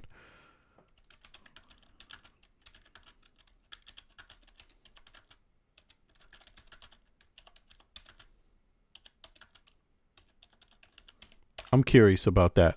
She obviously may not have been there at this time, but let's see. I wonder. Okay, so that's 94. So now what he's talking about is a little earlier, I think. Okay. Yeah, okay. I just wanted to confirm that. All right, now let's continue here. Let's continue. That I can't remember these specific details, but I can remember the conversation that my dad had talking about, thank God I didn't take that. And because the guy got busted and he wound up, huge amount of charges, 25 to life or whatever the heck he got. But I can remember from his perspective being nervous because the people that he was working with, he was scared that they were going to set him up to take the fall for something, to just get rid of him, because he had been involved in so much other criminality that he was really nervous about taking on anything else. I know that's kind of word salad the way that I said it, but I think you kind of understand what I'm saying. I do. No, I understand. I understand perfectly. So your dad would obviously, my understanding is your dad was the kind of pilot that those sort of criminals would want to use because they could use him to fly anything in any situation, to airlift Trump out, like you said, when you almost killed Trump, when Trump was assaulting you, or I don't think fly my dad was guests the pilot in that one. But, he wasn't the pilot in that case? That kind of pilot, absolutely. Okay. I'm sorry, I didn't mean to interrupt. But. No, that's okay. So, yeah, I've got... Okay, so he's saying that his father also was working with them. So his father and his uncle, right? If I got that right, I think that's what this is how he's describing this. And yeah, again, this is a lot of detail because the more detail you give, the more possibilities you give people to maybe plug holes in your story, right? If it's false. And so to me, that's why this rings so true, because obviously a person that was lying wouldn't give so much detail because that gives you more possibility to find flaws in it, right? I mean, I'm just saying. I've spoken to folks that, they look for those sorts of pilots. They want pilots that can get guests of traffickers into situations in and out discreetly, trafficking victims in and out of situations discreetly, and victims that they've killed out of situations discreetly, all sorts of nonsense. So seems like and that's what he did. He shuttled the people, but I can remember him not wanting to cross the bridge over to running drugs. Yeah. Because in his mind, if he got caught with some people, he could just play dumb. And I was just transporting this guy's kid to, from the, here to there. I didn't know anything. So did your dad? I go ahead. Did your dad transport the victims most often? Oh, absolutely. So more victims than guests. I don't want to call them guests. I would say more guests than victims, okay. But he definitely transported both. Okay. And that was either directly for Epstein, like wasn't transporting Epstein so much as Epstein's victims and Epstein's guests. And the clients. Okay, yes. The clients. But he was definitely... And the clients, So in other words, he can qualify a lot, and obviously the FBI ain't going to talk to him about shit. They want to know who's in the pictures, right? Apparently they have loads of pictures of people they can't identify, but this would be the perfect person for the FBI to interview. Transporting, right? He knows about that. He knows about transporting of guests. He knows about transporting of victims. He knows about transporting of kids. All of this shit. Knows about transporting of Trump. Yeah. And so, what's up with that? The FBI ain't interviewed this guy yet? I mean, Only around Epstein. I can remember the one time that I can remember meeting both of them, and I can't even remember Jeffrey hardly at all, but I can remember the conversation in the car where they kept asking I hear you, how to say Ghislaine's name because it was unusual, and during that meeting, my mom wanted to get the name right, for whatever. That was important to her, Yeah. And what's your mom's name again? Her name was Mary Lynn Riley. This would be... You see what I'm saying? More detail. So this really rings like, no, nobody lies like this. This is way too much detail for a person that would be lying. But listen, Neospawn, yeah, definitely. Cockeyed Cash Patel ain't investigating shit. Kind of my third mom because my dad adopted me with a lady named Irene. Honeypots, exactly. Ursula Litsky was her maiden name. Mm-hmm. Her name is Peter now. But those two adopted me. He got divorced from Irene in 79 or 80, and almost immediately. Hey, Itchy Brain, what are you talking about? You said old beta pimp lying again. Okay, so what are you talking about? You think this guy's lying? Itchy brain. You think this guy's lying?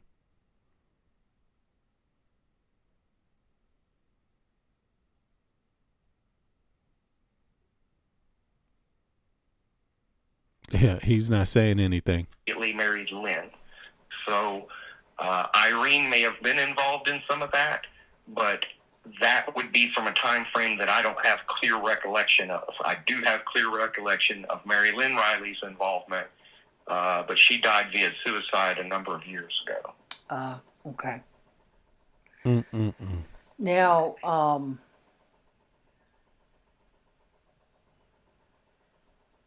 what are you most comfortable to talk about next?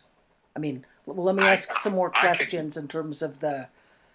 Now, you told me about Trump and about Biggs and about Jordan. I feel like that's important to discuss in details. And let me ask you a question.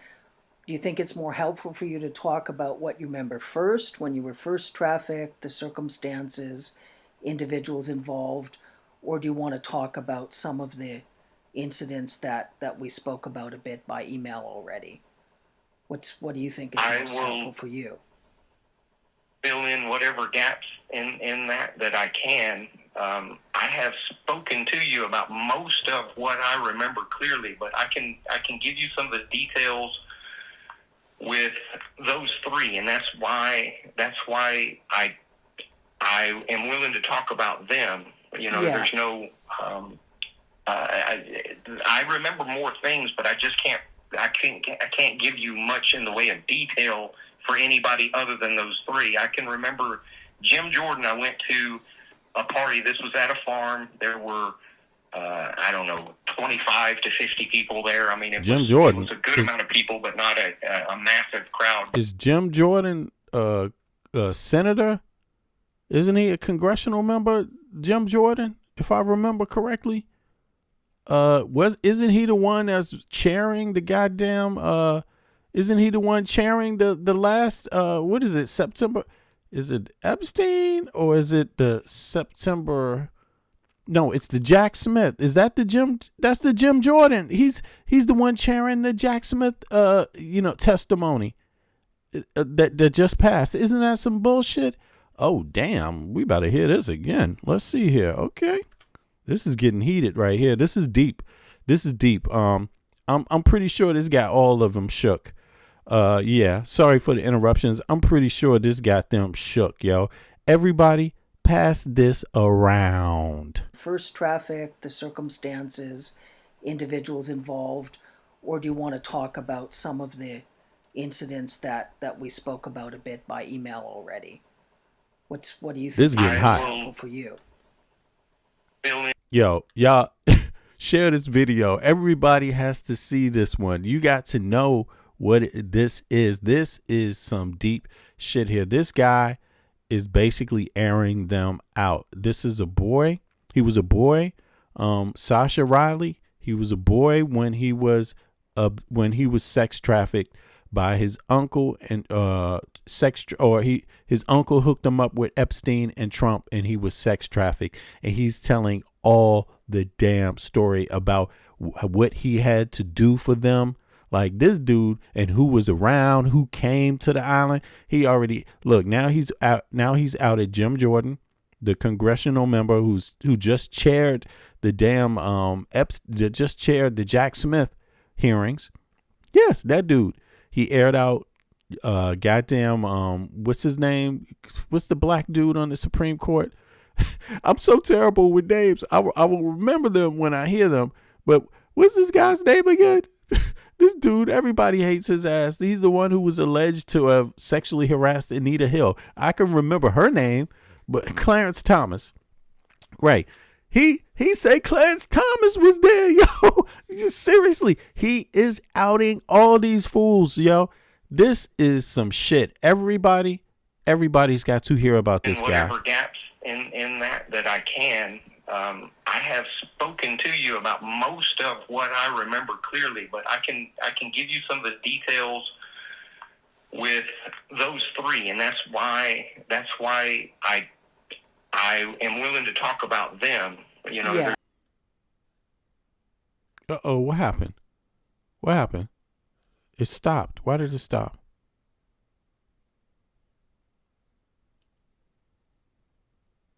I'm just going to start recording. I'm sorry. Let me bring that back. Let me bring that back.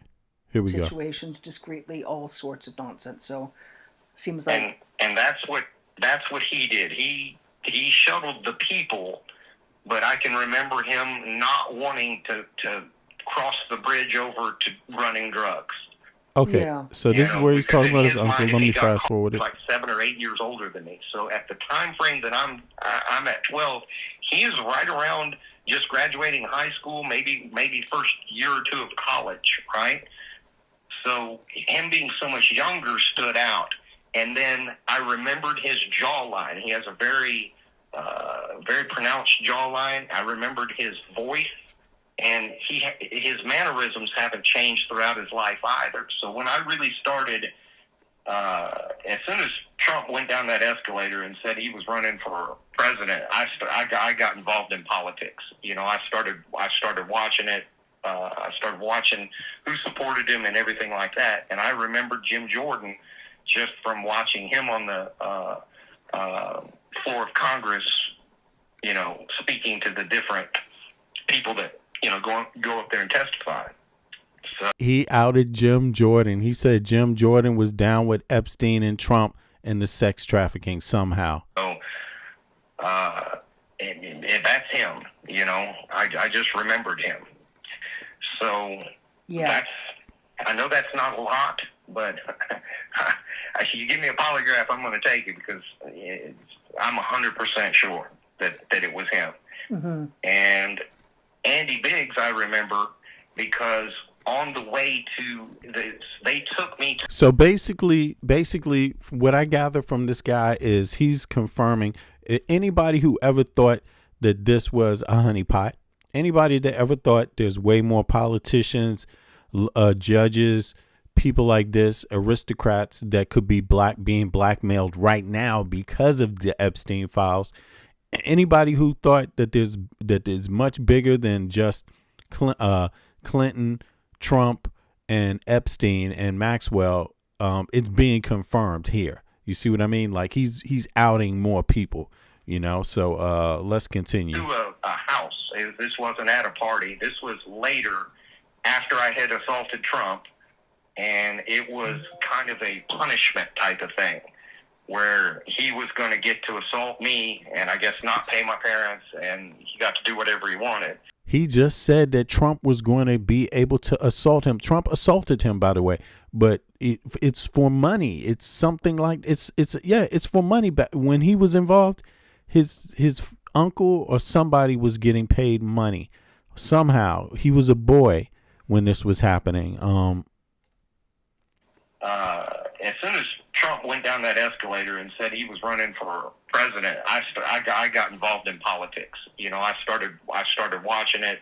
I started watching who supported him and everything like that. And I remember Jim Jordan just from watching him on the stepdad. That's right. Congress. Sorry about that. Thank you, Carol. To the different people that, you know, go up there and testify. So, and that's him. You know, I just remembered him. So yeah, I know that's not a lot, but you give me a polygraph, I'm going to take it because I'm 100% sure that it was him. Mm-hmm. And Andy Biggs, I remember, because on the way to this, they took me to a house. This wasn't at a party. This was later, after I had assaulted Trump, and it was kind of a punishment type of thing, where he was going to get to assault me and I guess not pay my parents, and he got to do whatever he wanted. And I can remember telling me I wasn't allowed to fight back or they'd kill me, and, you know, all of this, but they must have said his name 50 times in the car. So what?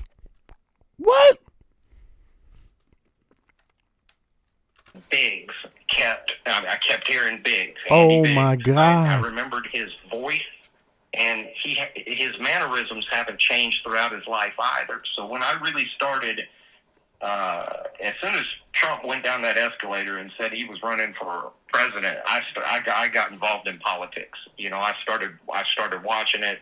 I started watching who supported him. Sorry about that. I just wanted to hear that whole thing over, that whole line of statements he made here. And everything like that. And I remember Jim Jordan just from watching him on the floor of Congress, you know, speaking to the different people that, you know, go up there and testify. So, and that's him, you know. I just remembered him. So I know that's not a lot, but you give me a polygraph, I'm going to take it because I'm 100% sure that it was him. Mm-hmm. And Andy Biggs, I remember, because on the way to this, they took me to a house. This wasn't at a party. This was later after I had assaulted Trump, and it was kind of a punishment type of thing, where he was going to get to assault me and I guess not pay my parents, and he got to do whatever he wanted. And I can remember telling me I wasn't allowed to fight back or they'd kill me, and, you know, all of this, but they must have said his name 50 times in the car. So Biggs I kept hearing Biggs, Andy Biggs, and I thought, I'm going to remember this name. And after he assaulted me, I don't even remember the assault necessarily, but I remember being in the car afterwards and being like really nauseous, sick to my stomach. I was seeing spots, and I mean, the guy beat me until I had broken ribs and was convulsing, turning blue and stuff like that. And the only part of that assault that I can remember is laying on the floor of the room trying to breathe, and I could hear Andy and my dad screaming back and forth at each other. And I can remember Andy Biggs saying, "You said I could do whatever I wanted," and my dad saying, "I didn't say you could fucking kill him." And, you know, I think they may have actually thrown blows over it, but there was a heated argument and everything going on for an extended period of time. And then I can remember being in the car, leaving, and just having my eyes closed because my head was spinning and everything, and I was just trying to breathe, just in and out, you know? Mm-hmm. So that's why I remember him so clearly. I have had more than one encounter with Trump, and that's why I tried to kill that son of a bitch, because he is a fucking monster. It's why I have not shut up about just how absolute... Ooh, he's going in on Trump. Let me see. Pizza Guy, what's up, man? Okay, there's an article about Clarence Thomas cheating on his wife from CNN. Dude should definitely not be in the Supreme Court. Oh, yeah, he's big trouble. I mean... But did you hear what he said about Clarence Thomas, Pizza Guy? He's saying that Clarence Thomas was the only black guy allowed in any of that Epstein stuff when he was around. And he's saying that his father was doing transporting for Epstein and Trump. He's saying that Epstein is more like Epstein was working for Trump. He's making a lot of claims here. He's saying Trump assaulted him too regularly, and it's like a lot of things this dude is dropping right here. Yeah, and it's riveting. It's riveting, actually. And I think people have heard so much so far that you might think that this is just one more victim. No, this guy's story may be one of the most compelling victim stories that's out there. Somebody said, yeah, Carol said Sasha's been posting this since 2021. Also, the child, the snuff videos, right? Also, he's talking about that. Also, he says he was in a video that they were shooting on Epstein, one of these Epstein videos. That's a snuff video, and I believe Trump is the one who shot the person. Is that it? I believe so. Somebody. Don't get me wrong. We're going to hear it. It's coming. But I believe, if I remember what I heard earlier, and I haven't heard all of this, but if I remember correctly, it's something like that. But this is I think one of the most riveting accounts. This is like 7 hours, maybe 8 hours, something like that, maybe 9 hours. Really, this might be 10. Let me see. Just this one first clip. It's like 6 or 7 clips. They're all over an hour. You see what I mean? So there's a lot of information in this. I put the link in the chat also for people that want to know it. Everybody should everybody should pass this around. Everybody needs to pass this around. Also, share my video too if you don't mind. But everyone needs to know and listen to these goddamn audios. This is the accounts that he gives are, I think, by far the most horrific. Like, it really gives you some sick insight into what was going on. I mean, this guy describes so much foul shit there. He is as a human being, and it's why I tried to. That's why I tried to kill him. Yeah. At each other. Look at this. And I can remember Andy Biggs saying, "You said I could do whatever I wanted," and my dad saying, "I didn't say you could fucking kill him." And you know, I think they may have actually thrown blows over it, but there was a heated argument and everything going on for an extended period of time. And then I can remember being in the car, leaving, and just having my eyes closed because my head was spinning and everything, and I was just trying to breathe, just in and out, you know? So that's why I remember him so clearly. I have had more than one encounter with Trump, and that's why I tried to kill that son of a bitch, because he is a fucking monster. It's why I have not shut up about just how absolutely abhorrent he is as a human being, and it's why I tried to. That's why I tried to kill him. Yeah. Because I had decided I had already seen enough other people die that in my mind I thought, well, they're just going to kill me too at some point, right? You know, I'm not going to survive to be an adult from this. So he's saying they killed other people, maybe young people, young victims.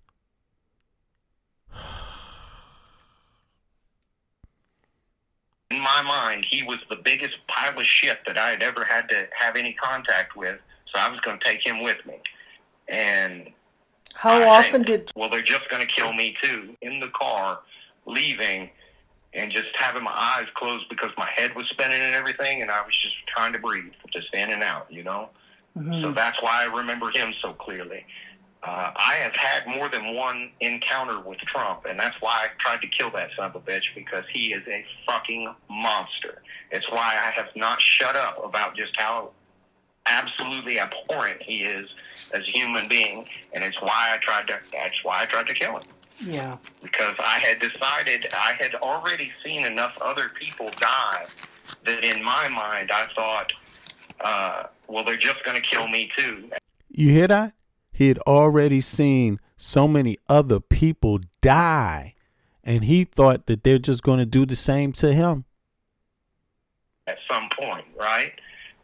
You know, I'm not going to survive to be an adult from this. So in my mind, he was the biggest pile of shit that I had ever had to have any contact with. So I was going to take him with me. And how often did Trump assault you? Do you remember? I can remember two specifically. A third one that I think, and I think I was around him more than just those 3 times, but only 3 times do I kind of remember. I can remember at one point him asking the people that were kind of running that party or whatever it was at that farm, he wanted to kill somebody. He wanted to murder somebody. And they said, hey, that's not this kind of party. You can't do that. And they, in lieu of doing that, they said, well, we've got some puppies. If you just want to kill something, we've got to get rid of them anyway. So I can remember him taking those puppies one by one, and like he snapped one of the puppies' necks. He cut one open and let it just howl. And he's talking about Trump, y'all. He's talking about Trump. Yes, cult behavior, but this he's talking about Trump. Yo, like, share this video. This shit that this guy is saying in here, that he's saying himself, he's got his identity out there, his child picture, his military picture out there, and he is dropping all types of, dirt claims, accusations on Trump directly. He's saying that he believed that in his mind, Epstein worked for Trump. He's saying he was sex trafficked by raped or assaulted by both of them, and some others through his father or stepfather. Through his stepfather, got him involved as a kid. he made the claim that he's seen many other kids, young people, be killed. He said he didn't even think, he assumed at some point they would kill him. He said Trump assaulted him up to 3 times that he can remember. He said Trump was the biggest piece of shit. He wanted to actually take him out. And I think he actually tried to assault Trump at one time. These are his words. This is a horrific account made by Sascha here. Like, this is horrific. This is horrific. And I can imagine it, because when it gives context to the pictures that you see of Epstein Island inside of and his New York apartment, right? It gives context to a lot of the other things that the other witnesses have said or victims have said, but also the other information, especially the place where he lived and the photographs and the things that were inside of his home and inside of Epstein Island. This kind of shit, like, you know, when he's describing the events that go on, it gives context to the photographs, you know, because of course these things were going on in the island. These things are going on in New York and in other places. This dude said Clarence Thomas was the only black dude in the whole circle that was down with these things. And he even goes on to describe how these events go, you know. In the beginning, they're not so hard. That's where all the soft violence happens, just in the beginning, to see who's going to stick around and who's going to vacate. And then towards the later part, if you hang around and it gets even worse, then that's where the real crazy shit is going on. But here, I'll let it play. And you know, writhe in pain while it died. Sascha Riley held one under some water to kill it. He wanted to kill those puppies in you know, whatever gruesome way, you know, to experience, I guess, seeing them suffer in different ways. What his kink is, I guess, if you want to call it that, is watching people suffer. He likes to destroy people physically, mentally, during the process of the assault. He's talking about Trump. That's why he stands out so much in my memory. You know, and it's physical pain, and then it's also, you know, degrading and all of that. But his thing was to just try to destroy human beings to the utmost that he could possibly do it, which is why I attacked him. Yeah, that's understandable. So, he said that young people have died. Other young people have died.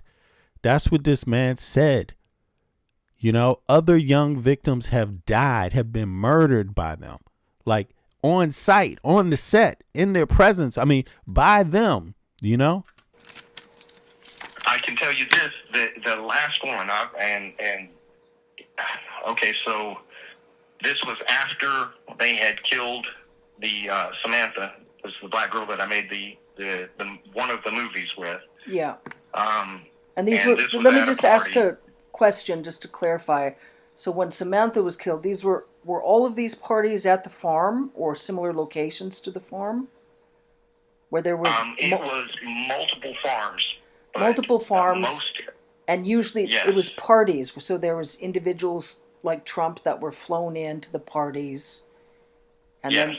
Then and they would have like a building, you know, a house, and they would usually have like a tent set up, and you know, it was almost like a little, I don't want to say a fair. It wasn't that big. They didn't have rides or anything, but it was a kind of a coordinated deal, you know.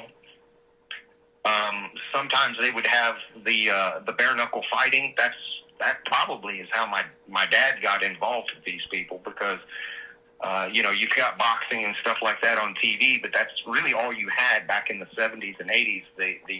You know, the MMA type of stuff wasn't allowed, and these fights were a little more gruesome. They didn't fight to the death or anything like that, but they were bloody, and you know, I mean, these were fights, you know, and not just boxing. And so the sounds like he's describing like Mandingo fights, except people did die, you know, I guess in some cases, right? Maybe not in all cases, but it sounds like that, right? Bare knuckle fighting, right? But this is this is some bizarre shit. And I saw somebody, Daisy, I think you mentioned something about they called Trump a high priest or something like that. I mean, listen, with some of the pictures I've been seeing off of Epstein and that New York place, I think it was in New York, some of that decor, of the pictures that just came out, the last batch, some of that stuff definitely implies wizardry.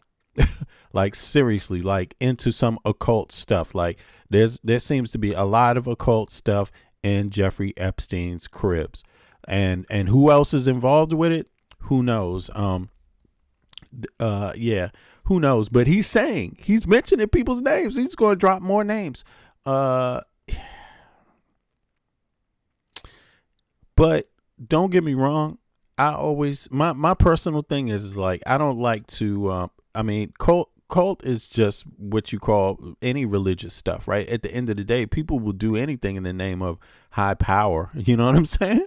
People believe in all kinds of stuff. People will kill or do all kinds of worse things and different types of acts because there's people that believe that stuff gives them spiritual power.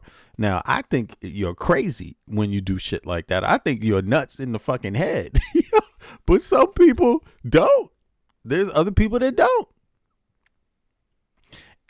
Excuse me. And if you're a person that has $1 billion and you can hide all of your interests from other people, all of your experimentation from other people, there's bound to be some people that go this route and just go down this bad route of, power and dealing, having power over other people and experimenting like this, whatever you want to call it. I just think people are crazy. I think if you think you have to do this to get money, I think you're fucking crazy, and I really just don't understand it myself. But that doesn't negate the fact that there's people that are into this stuff for real. It doesn't. Rich people would pay to see that. Sometimes they'd have like a band playing. Exactly, Jen. Just like what you would expect at like a fair or something, So the rich folks would get flown in, associated with Epstein, and they would pay to watch the victims fight. The victims were all underage, and would they pay? Underage victims fighting. To then assault the victims after the fights or during the fights? They would assault the victims after the fights. Listen to this. And they'd pay to torture them. After they had killed the Samantha, was the black girl that I made the one of the movies with. So they say, let me just ask a question just to clarify. So when Samantha was killed, were all of these parties at the farm or similar locations to the farm? Where there was it was multiple. So you hear that? So he says so he's talking about Trump and Epstein killed a black girl that he made a snuff video with, or that he didn't know he was making it. He was just making porn videos with her, and one of them turned out to be a snuff video. That's the allegation there. Multiple farms. And usually it was parties. So there was individuals like Trump that were flown into the parties. And then and they would have like a building, a house, and I'm sorry to rewind it, but it's because I know people miss it. You know what I mean? I know some people are missing it too because it's a lot of information to go through. But don't worry, there'll be more time. They would usually have like a tent set up, and it was almost like a little. I don't want to say a fair. It wasn't that big. They didn't have rides or anything, but it was a kind of a coordinated deal, Sometimes they would have the bare knuckle fighting. That probably is how my dad got involved with these people because, you've got boxing and stuff like that on TV, but that's really all you had back in the 70s and 80s. The more the MMA type of stuff wasn't allowed, and these fights were a little more gruesome. They didn't fight to the death or anything like that, but they were bloody, and these were fights, and not just boxing. And so the rich people would pay to see that. Sometimes they'd have like a a band playing, just like what you would expect at like a fair or something, So the rich folks would get flown in, associated with Epstein, and they would pay to watch the victims fight. The victims were all underage. And would they pay to then assault the victims after the fights or during the fights? And they'd pay to torture the victims and rape the victims and kill the victims. But now some of the fights were adults. So if they had some big old country boy and some other guy, they would pay to see that. They would also pay to watch the kids fight, and they did pay to watch me fight. I would fight other kids, and my dad was my initial trainer for me to learn how to fight. I would later go on to be a boxer, an amateur boxer, but that's how I got my start in all of that. So yes, they would have paid for that, and the experiences were different each time. There wasn't like a set thing. You never really knew what was going to happen. So, part of it, a lot of it just comes down to money, So if they offered $5,000 to have sex with me, then my dad was willing to do do whatever the dollar amounts were. I don't know. Sasha, that isn't sex. That's sexual assault. Right. I mean, I just want to say something first. I think you're extremely brave. You behave extremely strong, like a warrior. And I just want to stop and say it's important to me to say that, because a lot of folks, wouldn't even survive such trauma, but you've survived, and you conduct yourself with dignity and gracefully, and it's important to me to say that. I hope you know that. I hope you have a sense of your own honor and chivalrousness, especially what you told me in terms of drugs they used on you and how they lured you drugged to behave monstrous towards other kids. I understand the context. I can remember, I'm sorry, I didn't mean to interrupt, but I can remember some arm of law enforcement showing me video of me harming one of the people that they were filming me with. Now, I don't know how that came about,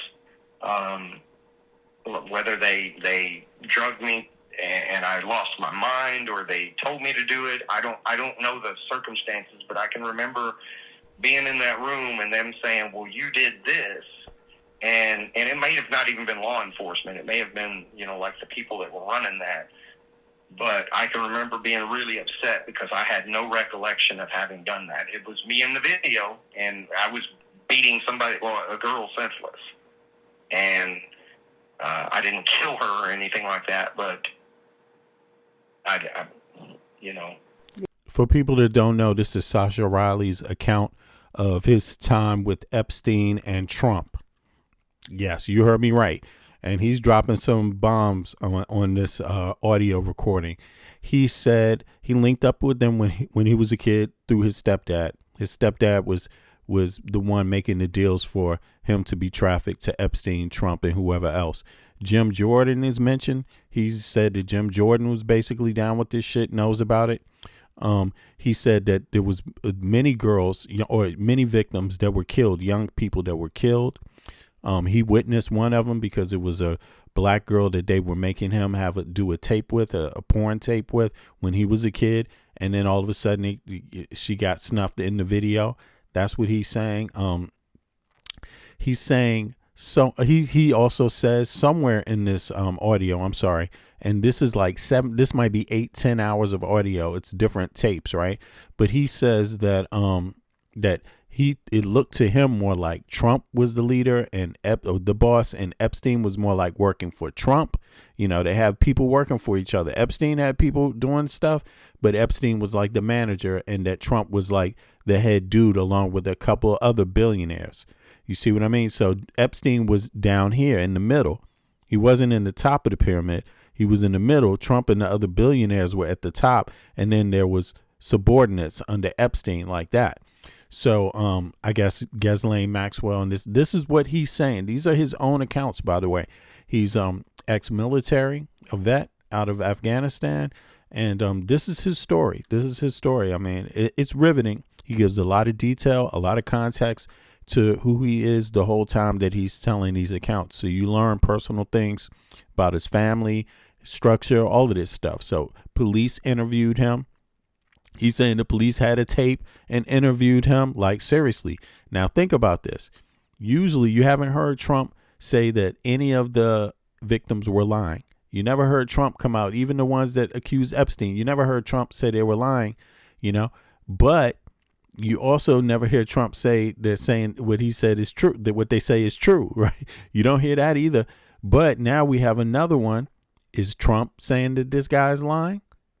And the reason why I say that is because, if you say someone is lying, then prove it. That becomes the next question, right? Prove that he's lying. Go through every little bit of what he said and show that nothing that he said could have possibly been true. I think that becomes the problem. So, and to get around that, you don't say that he's lying. You see what I mean? You don't make a definitive statement on it and shit. That way nothing can happen from it, right? Basically, it's like, what did they say? You have the right to remain silent. It's like, yeah, not offering any information yourself, but this guy's accusations, and I hate to call them that, but because he's alleging them, but some of this stuff I think is fact checked. I'm going to do some of the fact checking right now while I let it play. So I just wanted to catch people up that are just coming into the stream. Click the like button, click subscribe. Also, it helps more people come into the stream. I appreciate it. Share the video also, because this one, it might be the worst victim account that has been heard thus far about Epstein. Straight up, y'all. It's like, don't sleep. Sascha Riley is his name. Yeah. So, and I have a feeling, this part I can't prove because I only have my own experiences, but what the whole thing seems to be is that they first abuse you, then they get you on film abusing others, and now they have you trapped as well. Yeah. So you can't talk about the abuse that they did to you. If they want you to be a legacy victim, somebody that they can use in the future, well, then they've got to get you on tape doing monstrous things to other people as well, because now they have the leverage to keep your mouth shut. Yeah, no, and you know what? You're exactly right. That's exactly the tactic. And the tactic is insidious because have you ever heard of the torture technique a lot of occult practitioners use? It's called inversion torture, inversion magic. Isn't magic. Sorcery is just smoke and mirrors, nonsense, deception techniques. But it's sort of inversion technique where to try to linguistically manipulate the victims, to try to get the victims in a position where the victims doubt whether the victims, are good or not. Absolutely. And I think that's the case with a lot of the Republicans you mentioned. Like you said, Clarence Thomas and Lindsey Graham were at these parties. You can't remember if Lindsey Graham and Clarence Thomas participated. And it's sort of a question of, did they participate? Were they blackmailed because they were there, attended the parties, but they didn't participate? Can you tell me much more about Clarence Thomas and Lindsey Graham? I know the least about him. The only reason that I can remember him is because he was a black man. And I'm sorry, but that club is pretty much just white folks. So having a black person there was very unusual. So he stood out. But the only thing that I can really say is that I remembered him being there. And then I remember what a big deal it was in our household when he got confirmed onto the Supreme Court. Yeah. Because my dad was excited about that because of how high up he was. Now, I can't swear. I may have been assaulted by Clarence Thomas, but I cannot swear to that. You hear this? If he did assault me, then it was not to the level of something that scared me to the point where I needed to remember it, if that's a good way to put that, which Trump rose to that, and Andy Biggs rose to that, and Jim Jordan rose to that because he was dangerous to me because I could keep most people away from me. He's saying Jim Jordan assaulted him. Jim Jordan is the person, the congressional member that just ran the what's the guy Jack Smith testimony hearings, the Jack Smith hearings about what was it, Jan 6 and also the Mar-a-Lago event. That Jim Jordan, he's saying Jim Jordan assaulted him. That's what he's saying. But he was a good wrestler, so he scared me in that sense that this is a person that I can't keep away from me with my fists. Lindsey Graham, I am fairly sure he has assaulted me, but I just can't put my hand on a Bible and swear to that. Lindsey Graham? I know that he was there. I can remember it. He just like Jim Jordan, he has very distinct mannerisms, and his voice. Jim Jordan and Lindsey Graham, Clarence Thomas. Like, he doesn't remember if Clarence Thomas assaulted him, but he said Clarence Thomas was one of the people in those events where these things were happening, and basically he had to know. You see what I'm saying? Like, he was the only black guy too, he says. Voice is a little unusual as well, so I could remember his voice, I could remember his mannerisms, and then obviously how he looks. Andy Biggs, exactly. So facts. I can put him there, but I just can't. I can't say he did this or he did that exactly. I just can't. Okay. So I wish that I could provide more information on that But it don't matter, because it doesn't matter if Clarence did anything to him, because the shit that was going on in these parties, that's bad enough. That's bad enough. Just being around it and knowing that this is going on, and this stuff was open. These are private parties. You didn't see, if you in somewhere in his interview, because this is a lot of interviews, so I haven't heard all of it. I only heard a bit of it, to be honest. Maybe this is as much as I've heard so far, right? But there's more to no. There's some more to it. I don't know if it's coming up. This is about halfway through the first hour or so, or halfway through the first tape. There's like 7 of them.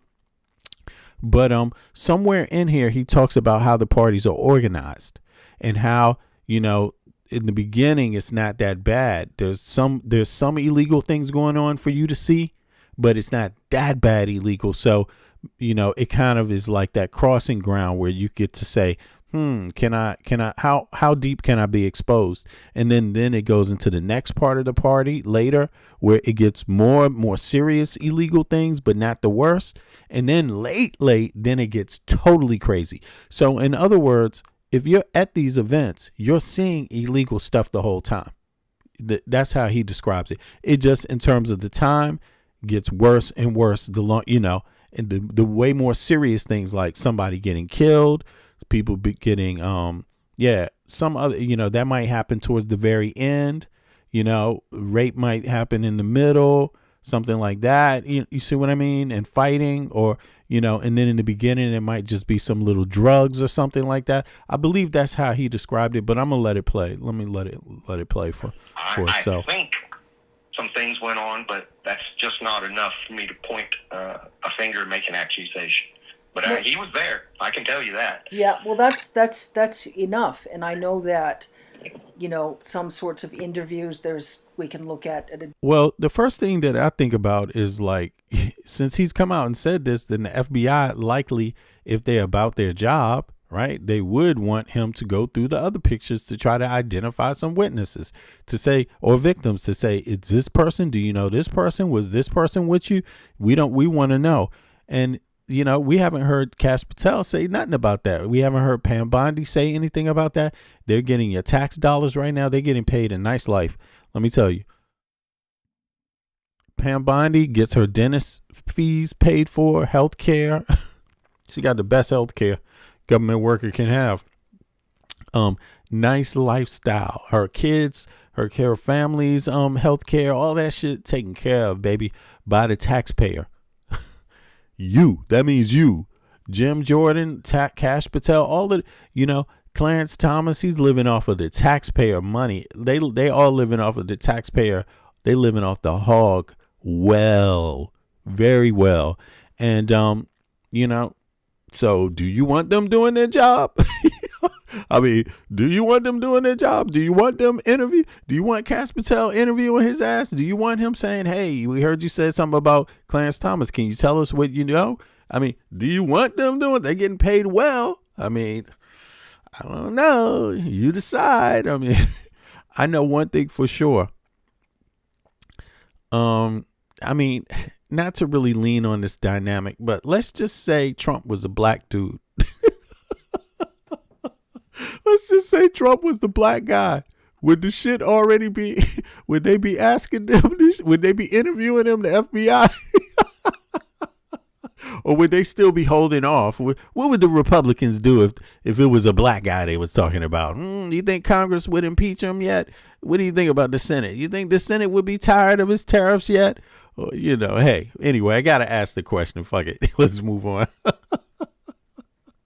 Different time to see if there is any more information you remember. But what you do remember, I just want you to know. I don't see no black man surviving this one. I'm going to be honest with you. Not that it's all about racial discrimination all the time. There's a lot of different kind of discrimination, but I think the black man would have went down already on this one. You remember to know that what you remember is extremely important and is extremely helpful. What if this was Obama? Let me put it to you that way. What if this was Obama? That's a better way to say it. What if this was Kamala? Notice that. What if this was Obama, Kamala? You know what I'm saying? Like, would they last? How long would they last? How would the Supreme Court react? How would the governors and the senators and the Congress react if this was about Obama? I know you want to be able to remember more, and the memories are in there. And, I just want to approach the situation delicately because, some of the other memories are just vague. You know, I can, and I have been very careful too not to. Vic, what's up? To reach out further because there are some other names that I could mention that I believe were there that I know for a fact that my parents talked about, but. I don't. Brian, what's up? Brian Hill said, look, Brian said the only guy that went straight to jail for a fake electors plot was the black guy in Georgia. I mean, I'm just saying, it's not even that harsh to say. Everybody knows that's what you would expect. You know what I'm saying? Which is why if you black, stay out of crime. You know what I'm saying? They'll come and get your ass, I have a clear enough recollection of anything like crime don't pay. Okay. I can tell you 100% sure that they talked about Vladimir Putin. You hear this? They were talking about Putin. He remembers them talking about Putin. This is the most detailed account of a victim. You have to hear this account. Share this video to everybody that you know. Let them know what it's about. This dude, Sascha Riley, just opened up the gates of, I don't know what you want to call it, the gates of hell. Yeah, he opened up the gates of hell, basically. That's what he's done. There's even some talk about cultism. Like, I don't know if he's not talking about it, but some of these latest pictures and the latest batch of pictures have a lot of this kind of weird cult shit in it. I'm just talking about way too much. I mean, I'm not even just like, if it was just like some Masonic shit, that wouldn't even be unusual. You know what I'm saying? Because that's also a lot of, you could almost add that to a lot of American stuff, governmental stuff, Masons. Come on, everybody got an uncle that was a fucking Mason, right? But no, I ain't talking about that. I'm talking about devil worshiping, magician. I mean, warlock type shit. Like, he's got a crystal ball. Like, Epstein got a goddamn crystal ball that is connected to his stairway. It's not even like a separate crystal ball. It's connected to the base of the stairway. The steps are blue that you go up and they're winding in a circle. There's a whole lot of weird shit in there. Some image with a mask with horns on it. There's a lot of weird new shit coming out in these pictures. I'm just saying. So some of the other memories are just vague. You know, I can, and I have been very careful too not to reach out further, because there are some other names that I could mention that I believe were there, that I know for a fact that my parents talked about, but I don't have a clear enough recollection of anything. Like, I can tell you 100% sure that they talked about Vladimir Putin, but I do not believe he was ever at one of those parties that I was at. But his name was brought up more than once. Right. So you see that? So what if this was a Russian honeypot? And what if Trump was one of the people initiating it? You know, this story starts looking a lot different when you think about what's going on. You think about a soft coup hitting the U.S. You think about blackmail. You think about honeypot. You think about Trump's relationship with his real estate. You think about all of those things now. So this is looking more like a Russian honeypot. It's not the first time that Russians have been mentioned. Some other victim mentioned Russians before, right? Russian speaking people, right? You know, but I think Sascha's accounts are even more revealing, because he makes some very he has some structural differences here. He makes a clear distinction between Epstein and Trump. He's like, Trump is the guy above Epstein. So keep that in mind when you're listening to this. That's all I'm saying. 1980s? Yes. Okay. Vladimir Putin, I don't know even when he ascended to the presidency, but I remember the name because it was so unusual. Now, at that point, he may have just been, you know, one of the Russian oligarchs or whatever, but his name came up, and I remember just because it's an unusual name, Vladimir Putin, you know. But I don't believe he was ever there. So that is like, I don't know. There are other names like that too. Okay. It's his project. He don't want, of course he wouldn't want to be there, right? Let's talk a little bit about I Putin remember more. Clinton's name being brought up, but I don't ever remember seeing it. So Clinton was mentioned, but you never saw Clinton. Not that I can recall. And that's another thing too. I may have had interactions with additional people, but during some of them I was so drugged out of my mind, I don't really remember what happened, you know? Yeah. When you heard them talk about Putin, so it was at one of the parties at one of the farms, do you remember what they were saying about Putin? Just that he was some sort of like foreigner that was very important. I didn't know any more. You know, the name was just unusual, and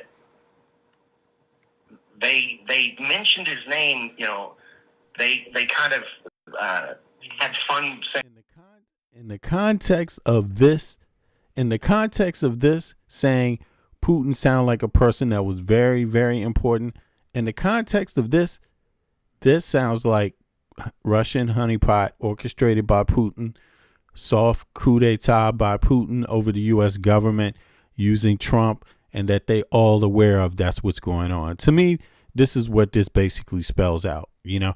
And the mere fact that they're not talking about this guy, it almost, to me, for me, it seems like, then why wouldn't you talk to him? Is it because it's true? I mean, because if it is true, why would you want to bring more light to his story, right? Why would, you see what I mean? Because that's how they play. It's like something could be true and they would stay so far away from it. That way they don't have to discuss any of it. That way no one else catches on to it. They don't bring attention to it, But this is the bombshell. It sounds to me like this is the bombshell victim story. Like, this story opens up more of the plot, reveals more of what was going on, more detail than I've heard so far. I mean, maybe some of you have heard more. Let me know what you've heard too, by the way. Because I'm just coming across this myself. These interviews, they just came out, but he's been making posts. Somebody told me he's been making posts about this, but these are the audios, and these audios are fresh. Now, they're damning, y'all. They're damning. And if you were a person that thought about soft coup d'etat of the U.S., if you were a person that thought honeypot trap, if you were a person that thought there's congressmen, senators, Supreme Court justices, judges involved, and others. This interview speaks to you right here, straight up. Saying his name, Vladimir, does he like to go by Vlad or this or that? But the meeting with that person, I don't think ever materialized. I think it was just something that was discussed and never happened. Now, if he has other connections, and he very well may, that's possible. But I can just remember at those parties, there were people that had strange accents. Mm-hmm. But that's it. That's all I could say. I couldn't point and say, well, this person was from Spain or this person was from Portugal. I have no idea. But what I do know for a fact is not every person at those parties was American. Yeah. I know that's not a lot, but I only remember what I have a question.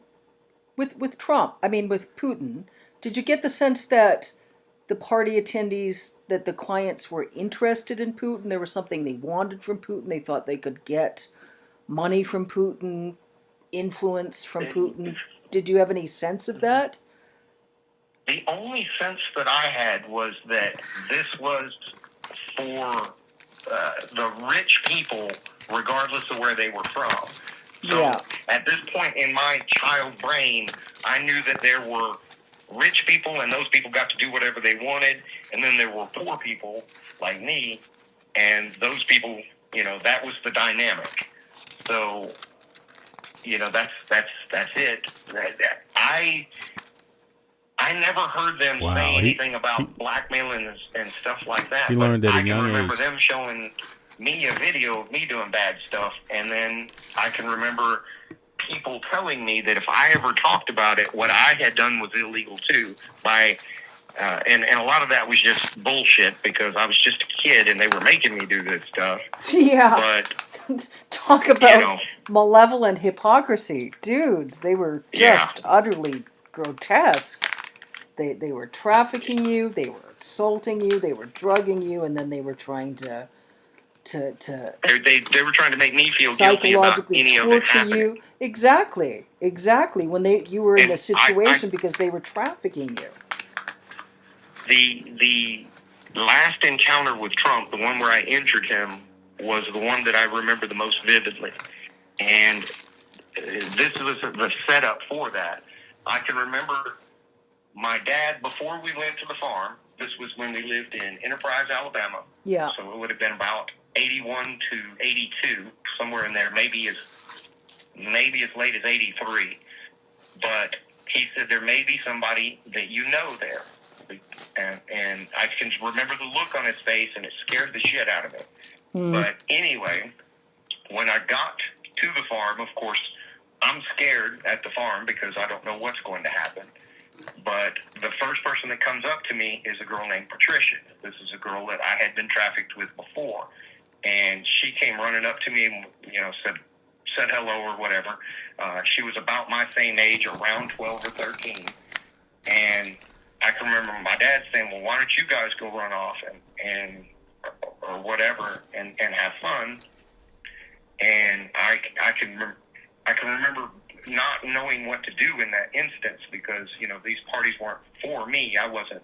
And then he said something to the effect of, no, it's not like that for you anymore. You're a man now. You can just go out and have fun. Well, we went to go have sex. So we went and found a room and started having sex.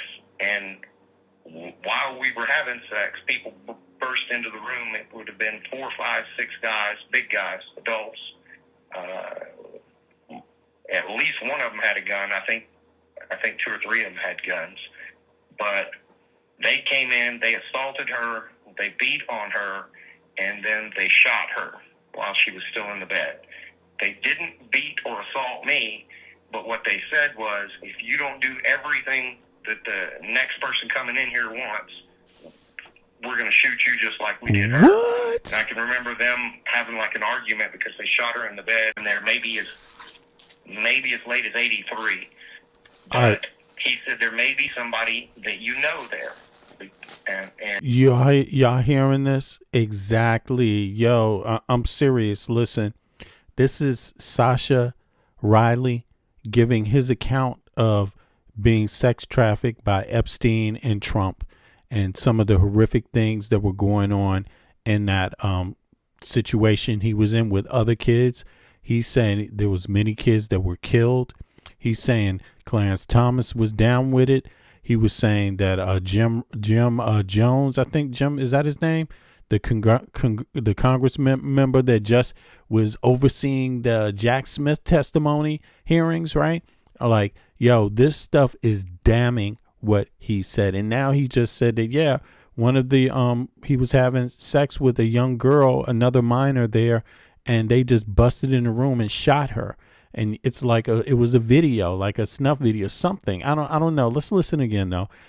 I'm still processing this as I hear it because it has some jarring information in it. But in any case, share the video, click like on the video, subscribe if you haven't subscribed. But trust me, everyone needs to hear this because this is the most damning victim testimony of all. I think is Sascha's. Remember the look on his face, and it scared the shit out of me. But anyway, when I got to the farm, of course, I'm scared at the farm because I don't know what's going to happen. But the first person that comes up to me is a girl named Patricia. This is a girl that I had been trafficked with before. And she came running up to me and, said hello or whatever. She was about my same age, around 12 or 13. Yeah, Jim and Jordan. I can remember my dad saying, well, why don't you guys go run off and or whatever and have fun? And I can remember not knowing what to do in that instance because, these parties weren't for me. I wasn't. And then he said something to the effect of, no, it's not like that for you anymore. You're a man now. You can just go out and have fun. Well, we went to go have sex. So we went and found a room and started having sex. And while we were having sex, people burst into the room. It would have been 4, 5, 6 guys, big guys, adults. At least one of them had a gun. I think 2 or 3 of them had guns. But they came in, they assaulted her, they beat on her, and then they shot her while she was still in the bed. They didn't beat or assault me, but what they said was, if you don't do everything that the next person coming in here wants, we're going to shoot you just like we did her. I can remember them having... Somebody said in the chat, what if he's lying? That's such a narrow-minded question. What are you talking about, what if he's lying? Yeah, what if he's lying? What if he's lying? You mean you hear all this horrific shit and the first thing to pop in, the most significant question you can ask is, what if he's lying? What the fuck? Like, what if this was your daughter? Would she be lying? Okay. What if this was your son? Would your son be lying to you when he said this kind of shit? Anyway, let's go on, folks. Like an argument because they shot her in the bed and then they had to go find another mattress. Well, that's when Trump came in. So you hear that? Shot it. They came in. They kicked in the door. Let me just bring this back one more sequence. I'm sorry, y'all. This is very relevant to hear. Around 12 or 13. And I can remember my dad saying, well, why don't you guys go run off and or whatever and have fun? And I can remember not knowing what to do in that instance because, these parties weren't for me. I wasn't. And then he said something to the effect of, no, it's not like that for you anymore. You're a man now. You can just go out and have fun. Well, we went to go have sex. So we went and found a room and started having sex. And while we were having sex, people burst into the room. It would have been 4, 5, 6 guys, big guys, adults. Peace for us. At least one of them had a gun. I think 2 or 3 of them had guns. But they came in, they assaulted her, they beat on her, and then they shot her. They came in, assaulted her. I guess that means sexually assaulted her. beat on her, and then shot her. She was still in the bed. They didn't beat or assault me, but what they said was, if you don't do everything that the next person coming in here wants, we're going to shoot you just like we did her. And I can remember them having like an argument because they shot her in the bed and then they had to go find another mattress. Well, that's when Trump came in. That's where Trump came in. So that's why I remember him so vividly. And it was at that point I had already decided they're probably just going to kill me anyway. I'm going to take him with me. You know, Happy Life, y'all. Everybody in the chat, Happy Life says he has something insightful to say. He says people will say anything for money. That's what Happy Life says. Would your daughter say anything for money, Happy Life? Is your daughter a person? Do you have any kids? Do you have a sister, a brother, a mother, a father? Would they say anything for money? I mean, that's not what comes to my mind when I hear this. Not at all. What comes to my mind is, damn, this is a whole lot of attention. Nah, I'm joking. Listen, Happy Life. So you said no, they wouldn't do it for attention. Then why would you assume he would? If your own family wouldn't, why would you assume someone else would? What is this? But in any case, look, what comes to my mind when I hear this is there's a whole lot of detail. And usually when a person is giving this much graphic detail at ease in a natural format, going on and on and on, that it's more likely true. That's what comes to my mind. There's 7 tapes like this. All the tapes are over an hour.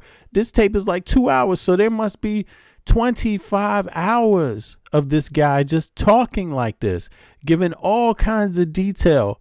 Yo, I'm sorry, but I don't know if you heard a person lie. Even narcissists can't lie this fucking good. You see what I mean? Like, it's just not possible. Yeah, it's just not possible. And in my view, it's just not possible. But and again, unless you think your daughter would lie like this, or your family member would lie like this, your mother, your father, your son, then I don't know why you would even ask that question. You know. And I tried, but I did not. How did you? So, obviously, Trump was extremely violent. Trump's yes. a sadistic psychopath. I mean, Trump is a adjudicated rapist. He's a fraud, 34-time convicted felon of fraud. What the fuck? Hold on, Happy? Okay, Happy. Well, this ain't the place for you, man. If you think you're being treated so unfairly, you just in a place with all lies. Happy's the victim, y'all. Isn't that so special for Happy?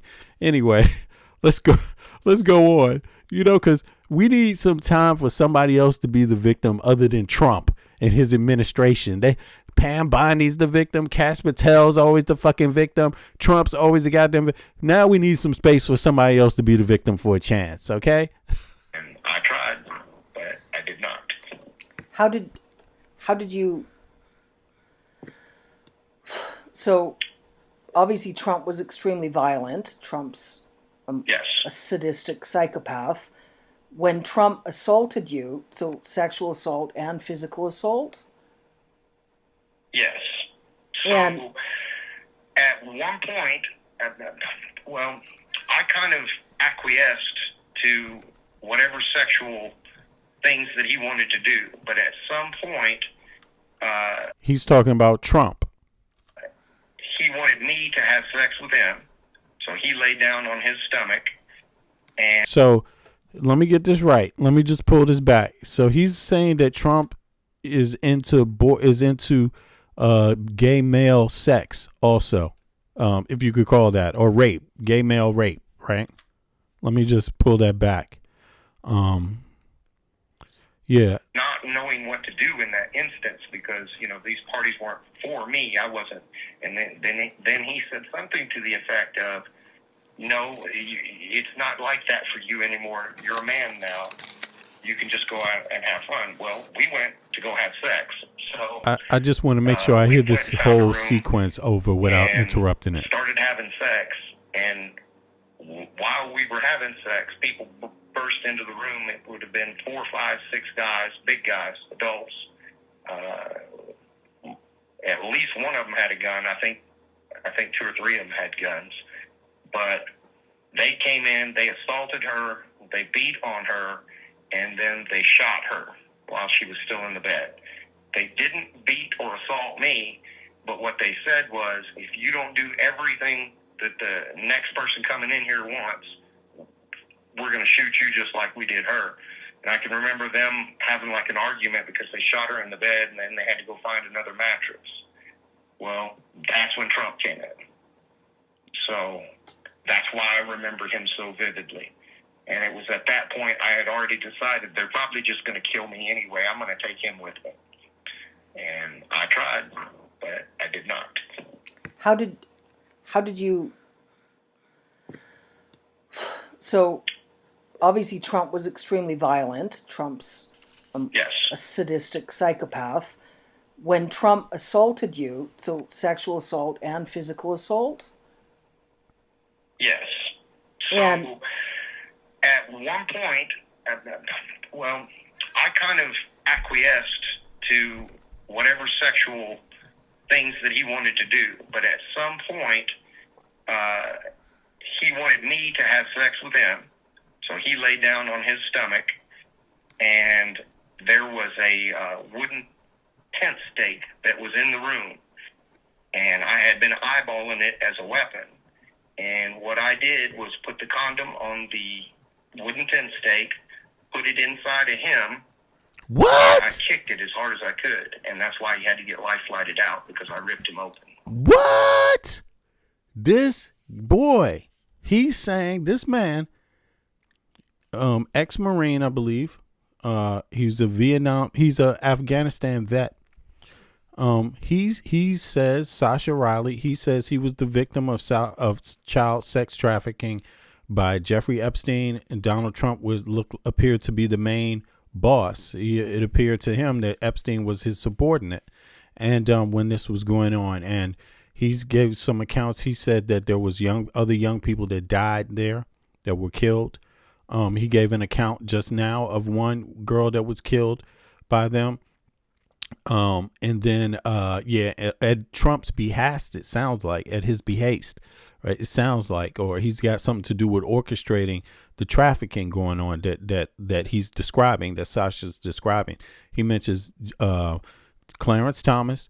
He mentions Jim Jones. Is it Jim Jones? I keep saying his name wrong. I'm sorry. The congressman that is having the hearings with Jack Smith, you know, the guy that was the chair of those, his ass, right?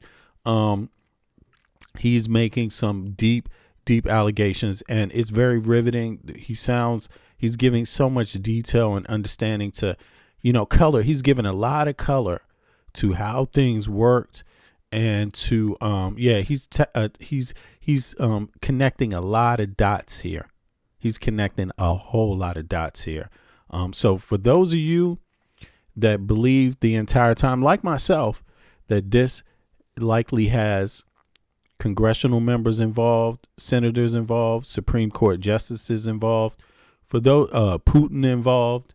For those of you that thought those kind of things a while ago, this guy would be, giving you that credit. He was saying, yeah, you're on the right track. I also thought these things, but now that I'm hearing this, it's riveting, because it's hearing someone else that is just verifying it. That damn, yeah, your brain works correctly. You put the pieces together correctly. Jim Jordan, exactly. I keep saying Jim Jordan is who he said also assaulted him. Trump did it, but Jim Jordan also did it. But you hear how vile this shit is. He just got finished. He said when he was a kid and Trump was assaulting him, he put a condom, I don't know what, okay, a condom on a wooden stick and kicked it up Trump's ass and ripped him open. Excuse me for the graphic language here, but listen to what he just said. This is what he described. So he's saying Trump was into little boys or gay men, or he was into having homosexual male rape. I guess you could call that pedophile rape, right? Whatever you want to call it. It's that. Man on boy. you could say, right? And I hate to say it that way because this is horrible. This is horrible. So it's sexual assault, it's trafficking. It is in the most vile way. The stories that this man had to put up with. He had to put up with a lot of things, and a lot of people would have just ended their life, to be honest with you. That's what I would think. All of this stuff right here, this is very, very horrible. But in any case, I just wanted to make sure everybody's getting that because I know everyone didn't come in the stream early. So let's hear more of this. So obviously Trump was extremely violent. Trump's Yes. a sadistic psychopath. When Trump assaulted you, so sexual assault and physical assault? Yes, Vic Morrison, Yes. correct. So And at one point, I kind of acquiesced to whatever sexual things that he wanted to do. But at some point, he wanted me to have sex with him.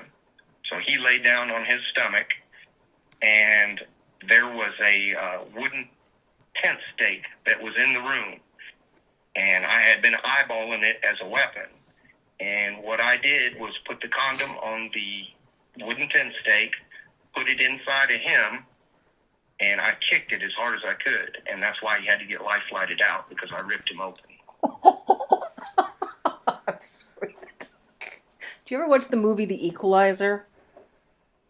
No, I haven't seen it. Denzel Washington. Brian said Trump is a bottom boy. It appears so. It appears so.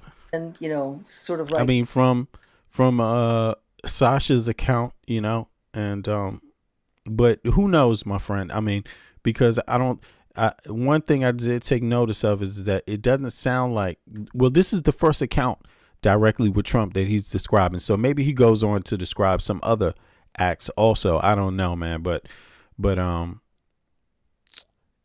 this really puts Trump as a very sinister, sick individual involved in blackmail directly now. Him being the main orchestrator, that he's saying that Epstein worked for him. It looked that way to him when he was being sex trafficked.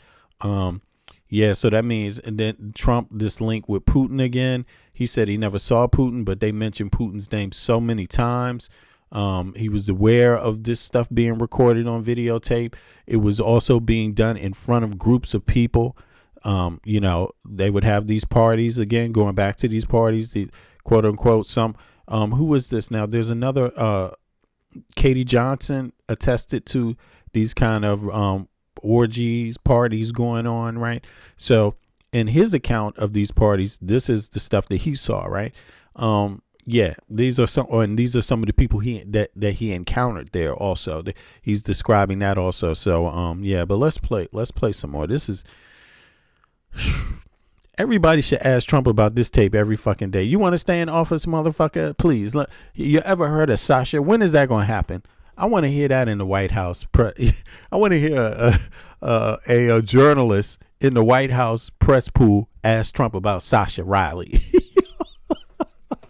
You ever heard of Sascha Riley? That should be the only thing they ask from this point on. You know what I'm saying? Like, there's no other more important question. Excuse me, sir. Sascha Riley? Question mark. Do you know him? Ever met him before? I mean, and you know what I'm afraid of? I'm afraid of people are so goddamn stupid, they won't take this man's warning. They won't take the warning signs. Yo, Americans, you are in fucking trouble. What this is basically spelling out is that Putin is running your country via Trump. Trump maybe was doing a honeypot, Russian honeypot for Putin. Something like, you don't know if it was Trump's idea or Putin's idea, but they do connect the two here. This man connects them, right? And so this is talking about the 80s, and Putin's name is coming up. What the fuck? You see what I'm saying? You're talking about some time back. The timeline also, if I'm correct, and I'm going to look this up real quick, this also brings the timeline back to where also even this other allegation about this girl who claims that Trump that she had Trump's baby, and Epstein or something, her uncle was sex trafficking her, or a Michigan lake, she had to throw her baby in the ocean, in the lake, something like that. I think it pushes the timeline back to that period. I think it goes early, so a lot of people didn't think it went back that far to the 80s. But yes, he's saying it started in 81, 82 for him. So it puts it back pretty goddamn far now. So, yeah, but let's hear some more now. Justice when everyone involved in American law enforcement can't get any justice. That would be a sort of situation, obviously. I laughed because there's poetic justice there, Sascha. That was what facilitated. Not only did I get really assaulted by Andy Biggs, I also got assaulted by like an entire party's worth of people. They took after Trump was airlifted out. Yeah, a whole nother party. So they took me to another party after that, and because I had done that to one of those rich people, they took me from like station to station, and they could do whatever they wanted. Most of them just beat on me. I can remember me standing there. I'd already gotten beaten up, I don't know, 5-6 times, and I can remember somebody urinated on me, and I said, "Thank you for not hurting me," and he just hauled off and punched me in the side of the head and knocked me out. I can remember leaving that party, and my dad was just kind of dragging me out of there. This is some sadistic shit. This is sadistic. It was another instance, just like with Andy Biggs, where I got beaten to the point where, the room was spinning. I was nauseous, probably throwing up. Maybe some broken bones, badly. And how many perpetrators did you say again? 20 to 40? 25 to 40 perpetrators? People that were there, yes. I would say probably 8 or 10 that just beat the absolute hell out of me. And some of them probably sexually assaulted me, but I can't remember. I can remember getting hurt, just getting beaten up and, Was that before you tried to defend yourself from Trump or after? Do you remember? That was after. That was as a punishment, if you want to call it that. What happened at that party was part of the punishment, and then I can remember them saying that this is the last of it when I had to go see Andy Biggs, but Andy Biggs almost fucking killed me. So facts, I remember Jenny, him facts. to this day. So when Andy Biggs almost killed you was after Trump as well? Yes. Okay. After Andy Biggs was after Trump. The party that a whole bunch of people assaulted me was after that, and then the last one was Andy Biggs, and then I can remember my dad saying no more. I can remember him even kind of breaking down a little bit, like psychologically, because I guess the repeated watching me just get destroyed by people. Listen, Johnny Boy, everybody, Johnny Boy asked this question. So was he held hostage at the farm for all that time? Did he live at the farm? If not, why did he keep going back? You don't know a lot. Well, I would tell you this, Wood. I don't. That's a very interesting question. Strange, but yeah. But here's the thing. He was being sex trafficked as a child, my friend. See that little picture there? Let me show you the picture. You see this picture of that young boy there to the left, Johnny Boy. That was how old he was. He was like 8.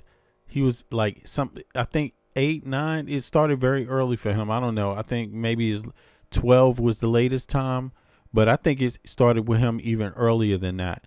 And so the things that he's talking about, my friend, he's a kid. So I hope you understand that. So we all have that information now. 12 years old, right?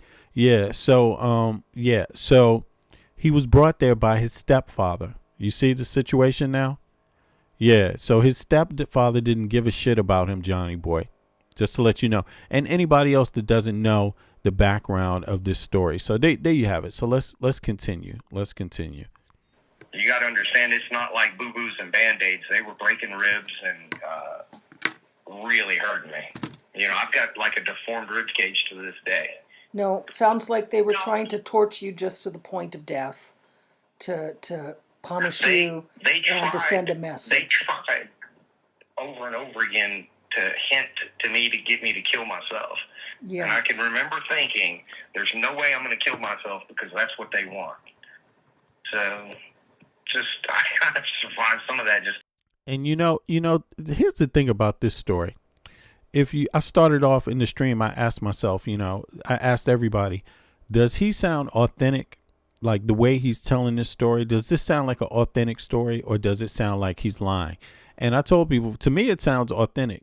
It sounds authentic. And here's the thing. It sounds authentic enough for you to, when you hear these stories, for you to take concern, right? Take real concern to the implications of this, because, I think that's really where the danger is. Sure, by some chance on earth, yeah, there will be a liar out there one day that's this good, or maybe that exists. Sure. But is that your judgment? Is that your assessment of what's going on here? When you listen to a person tell his story, is that what's coming up to in your mind? I'm just curious about that question right there, because that one would tell me a lot about you and your senses. Like, what's wrong with you? You know what I'm saying? Shit, you better pay attention to what's going on around you, because this story sounds very compelling to me. You see what I mean? So, yeah, I don't know what the hell you talking about. You would be one of the counselors that turns a kid away when they tell you this compelling shit. You see what I mean? Like, you would be on the wrong side of this, man. You would be on the wrong side of the whole thing. What if your kid said this? What if your niece said this? Your nephew said this? What if just anyone told you this? Is that you would just, man, sometimes I pay attention to that. You need to work on that one right there. You need to work on that, but let's hear some more. To be honest with you, there's really no other way to put it. It's authentic. I wasn't going to, I can remember hating my mom so much that I just did not want to give her the satisfaction. Yeah. She, as bad as my dad was, Mary Lynn Riley was even more evil. Her thing was sexually torturing me. So, and she enjoyed sexually torturing Samantha when they went and got her. And Samantha was the runaway that Riley, yes, the runaway that William she lived in a brothel, basically a house where they had 4 or 5 underage girls that they had scooped up from wherever they got them from, and they would use those girls at these parties. Well, at one time, they sent me to go be a part of that brothel. So that's when I made friends with Samantha, Patricia, and Sarah, and those are the only 3 that I can remember. But Vic, you saying family telling me is different than a stranger telling me trust but verify. But you can't really verify. Most of these things you can't verify, basically, because, I mean, think about what you're asking. That means you don't know how sex trafficking works. That's what you're saying. And anybody that doesn't, you have to be cautious here, because if you're saying you don't know how sex trafficking works, then that means you or your family's in danger, my friend. That means it could be happening around you and you're not seeing the signs. What they do is, first of all, this is a young person. First of all.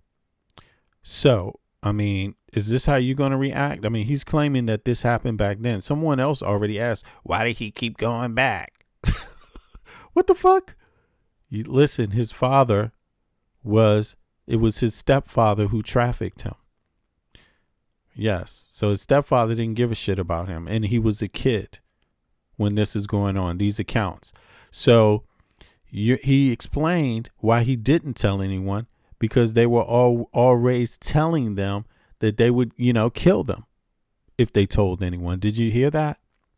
Secondly, that's a pretty good reason to not tell somebody, by the way. If you got some rich folk and a whole lot of folks saying they kill your ass and you seen somebody get killed, that's a pretty good reason to not tell anybody, especially if you're a kid. So I think you should err on the side of caution here. Instead of, because there's nothing wrong with believing him. How about that? Maybe believing him might save your life. Maybe believing him might let you know what was really going on with Trump and around what's going on around him and what's going on with your tax dollars right now. Maybe his story gives you better insight to your life right now, since you're the one that pays taxes. You see what I'm saying? So you should just think about that and err on the side of caution. You know what I mean? Because this might affect your life. You know what I'm saying? Like, for real. You shouldn't be. Don't think about it. Don't think about him so much. Think about the situation the story puts you in.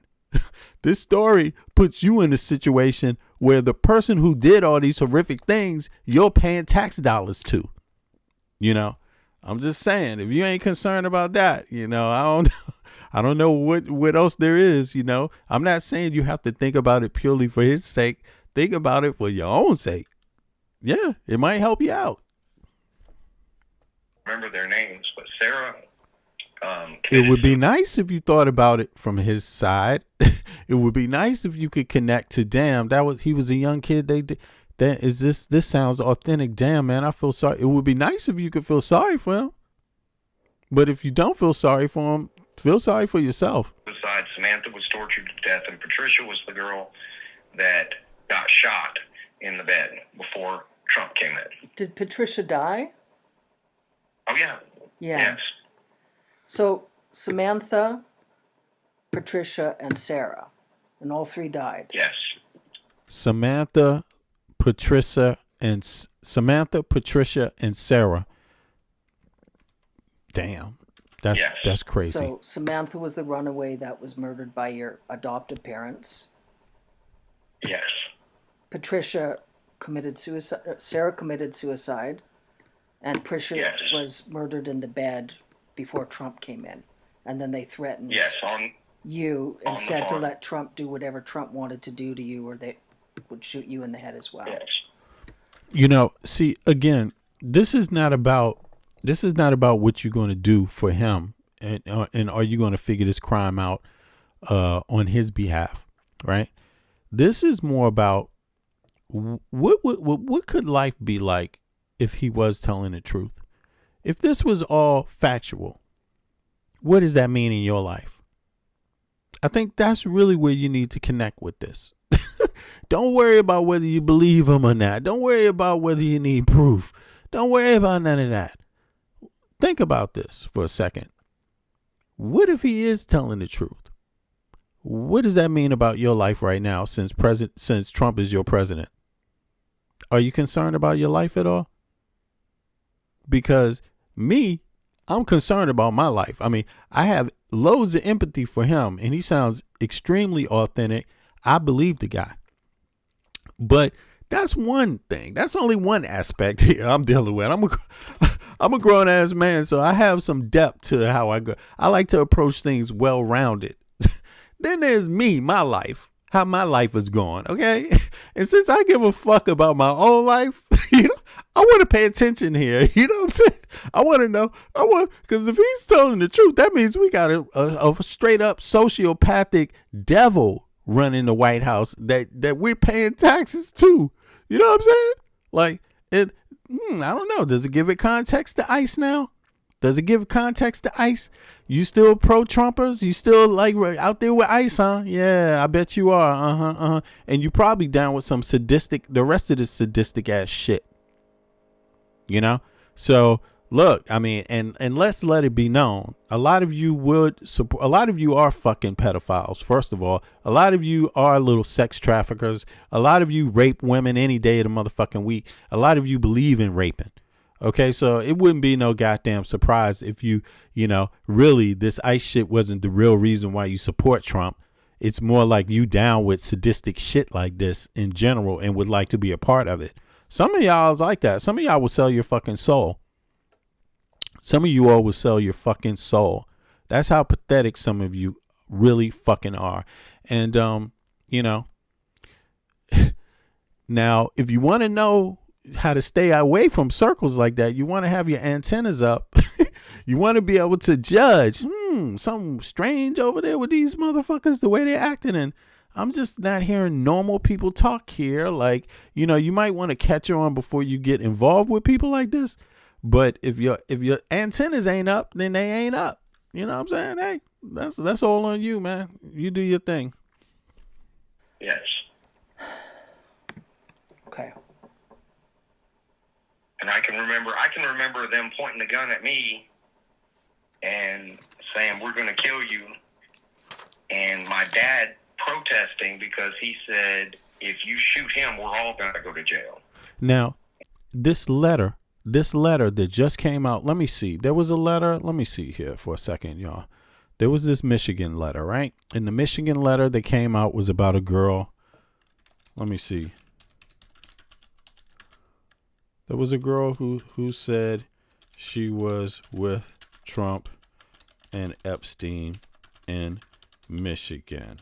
All right, now, yeah, if you put these two stories together, I'm sorry, you know, it says, let me see, Jeffrey Epstein, who says she met Donald Trump as a minor in Michigan, but the details are important and have been widely reported, credible sources. Okay, let's see here. Who spoke about the meeting and Epstein's link to Michigan? In a court testimony during the Ghislaine Maxwell trial, a woman legally identified in documents as Jane, a pseudonym used to protect her identity, testified that she met Jeffrey Epstein and Ghislaine Maxwell at a summer arts camp in Michigan when she was about 14 years old. She also said that Epstein later introduced her to Donald Trump during that period in the 1990s. What Jane said, according to testimony reported by multiple outlets, Jane met Epstein and Maxwell at the Interlochen Arts Camp in northern Michigan. Damn. So that puts him in Michigan, but this ain't even the same lake story? This ain't the same lake story? About the other girl on the lake that threw the baby in the water? Damn. This is sounding different. Arts campaign in northern Michigan, and later was introduced to Trump during in that first frame.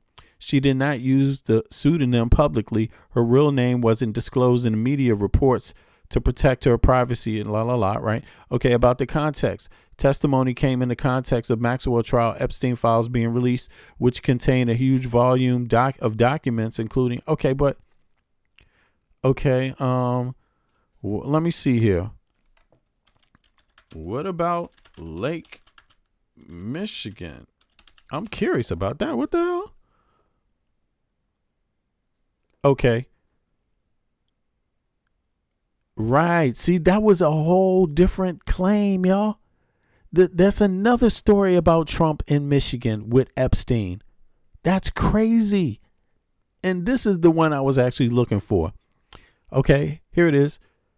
A real document was included among the U.S. Department of Justice recently released materials related to Jeffrey Epstein investigation. An FBI intake tip dated August 3rd, 2020 by a complaint alleged she was sex trafficked at the age of 13 by her uncle and Epstein on yachts in Lake Michigan. So the same state, different individuals, different places, but in Michigan.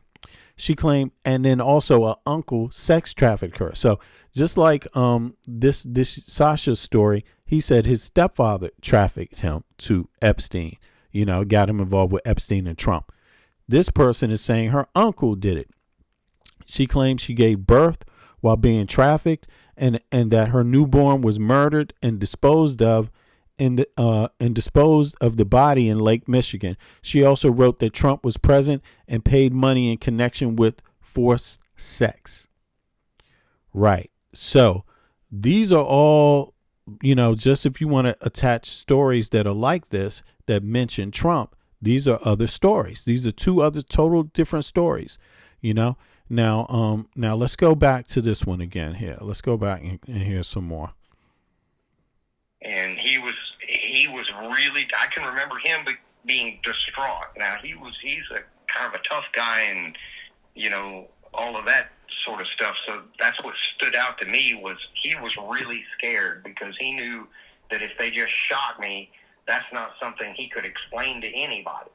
And he had gotten into so much trouble with trying to get rid of me already. But there's the Chevy van incident, there's the pool incident, and then there's the stairs incident. And all of those generated a police report. In addition to that, we went down to Panama City, Florida, to the beach. Now, think about this. He says this is the second time he's mentioned police reports being generated, right? The FBI in that letter, they're talking about the girl in Lake Michigan. There's emails from a person or they're talking about emails. They don't have the original email, but they're talking about emails that they received inside of the FBI from someone outside that made the Lake Michigan claim about the baby and having their baby being thrown in Lake Michigan and having Trump paid to have sex with her, right, at 13. Now, think about this. This story, right, that also they couldn't find police records to corroborate it. But in this case, he's talking about police records, like the police actually came and interviewed him, that they already opened up paperwork on this. And now, here's what comes to my mind when I hear that. If Trump thought this guy's giving so much detail, there's enough out there for Trump to say he's lying. There's enough out there for Trump to be able to point out something that's a lie, right? But with these allegations, he says there's police records. That would be the obvious thing you would want to go to prove that he's lying, right? You would say, aha, there's police records. He must be lying. He's a lying motherfucker. Let's go see if that's true, right? Wouldn't that be the obvious thing, right? If you wanted to prove if it's true or if you wanted to prove it's a lie, wouldn't you want to go to those police records? That would be the first thing you would want to confirm, right? And if you didn't find the police records, you would obviously call him a liar, right? Isn't that what you would do? Why has that not happened? Why has that not happened? That's what comes to my mind. Because you would want to be proving somebody lied. And if there's some police records, if he lied about that, then that means there wouldn't be any police records, right? So why hasn't that happened? Panama City or Destin, and they took me to a riptide area. I didn't know it was a riptide area. There were no other people on the beach. You know, it was just yeah, because it's true. Within like 100 yards, 150 Facts. yards, there's the regular beach where people were at. You know how they have the riptide zones. They don't want you out there, right, for obvious reasons. Well, they took me to one of these zones and had me, you know, say, hey, you know, come out here and play in the water and this and that. And for the first few minutes, it was just the three of us playing in water, and I'm just a kid, you know, beach is awesome. So, at any rate, they go back in, I'm out there playing. Eventually that current gets me, and I don't know how to swim at this point in my life. So it pulls me out, you know, 100 feet maybe, and I'm bouncing up and down off the sandbar, just screaming my head off. Well, somebody that was on the regular beach, not in the riptide area, heard the screaming and came running from like 150 yards away and right by my parents who were standing there. And he goes out there and gets me, fishes me out. By the time he comes back, he's nearly exhausted. And I can remember him and my dad nearly fighting. And at this point, there are other people that are coming, and, you know, that scares the shit out of my dad. But there was another police report with that. And I know that police report followed us back up into Alabama because the sheriff came down there and talked to my dad in Alabama. So there was another investigation for sure. So you see what I'm saying? Now, this is the second incident that he says police came, that they documented things, that there's records on. So to me, that sounds so strange that Trump wouldn't use that as an opportunity to call him a liar, right? Maybe, I don't know what kind of lawyer would tell him to not, maybe a lawyer would tell him to not respond at all, right? right? That's probably one thing, but I don't know. Also, think about this. What about news media? This is a big story, and the news media could easily go out there and investigate this independently and find out, because they have a stake in knowing, is he telling the truth or is he lying? Media has a whole nother purpose. They need to know because it's newsworthy. Trump wouldn't want to fucking know, but other people want to know if it's true too, right? The public wants to know. So Trump may not want to talk about it. That may not be in his interest. I get that. But that doesn't mean the news media don't have an interest here, and it's so funny how they don't, because to me, it's like they have a definite interest in proving whether this is true or false and publicizing it. Like, I just think it's a little more, it must be some stuff coming out soon, something, because I just don't think a person would come out there and lie this much. There's way too much out here to be lying. Now he's saying paperwork. He's talking about two different times. It would be defamation. Yeah, at the very least, it would be defamation. Absolutely. If he's lying, it would be defamation. And if he's not lying, it's horrible. And who would think he's lying? I don't think anyone would think he's lying. But if you investigate and you find out he is, that's different. But off the top, this sounds like something you want to investigate. If you were the police, if you were the FBI, if you were the news media, the news media is supposed to be independent. So they're supposed to be independent. So we will see how independent they are. All of those things had already happened, and my dad was terrified that if something happened to me, especially so close to all of these other things that all of these other investigations, he pretty much knew he was going to go to jail over it. Yeah, Trump sues every goddamn body, so that's a good question. So there was at least the Chevy van incident, pool incident, stairs incident. There was police reports. How many police reports? About 3 or 4. And then that that are just involved in trying to get rid of me. And then there were, in addition to those 4, there were 2 investigations. One for the porn, and then when we lived in the duplex and they were torturing that girl to death, Samantha. Our duplex neighbors there in Enterprise, Alabama, they called the police because they could hear, screams and beatings and stuff like that. And when they investigated, I can remember my dad saying, "Hey, he talking about me is just, I had gotten in trouble and got a whipping or something." And they did an investigation. Even if he is lying, don't the FBI have an interest in proving it?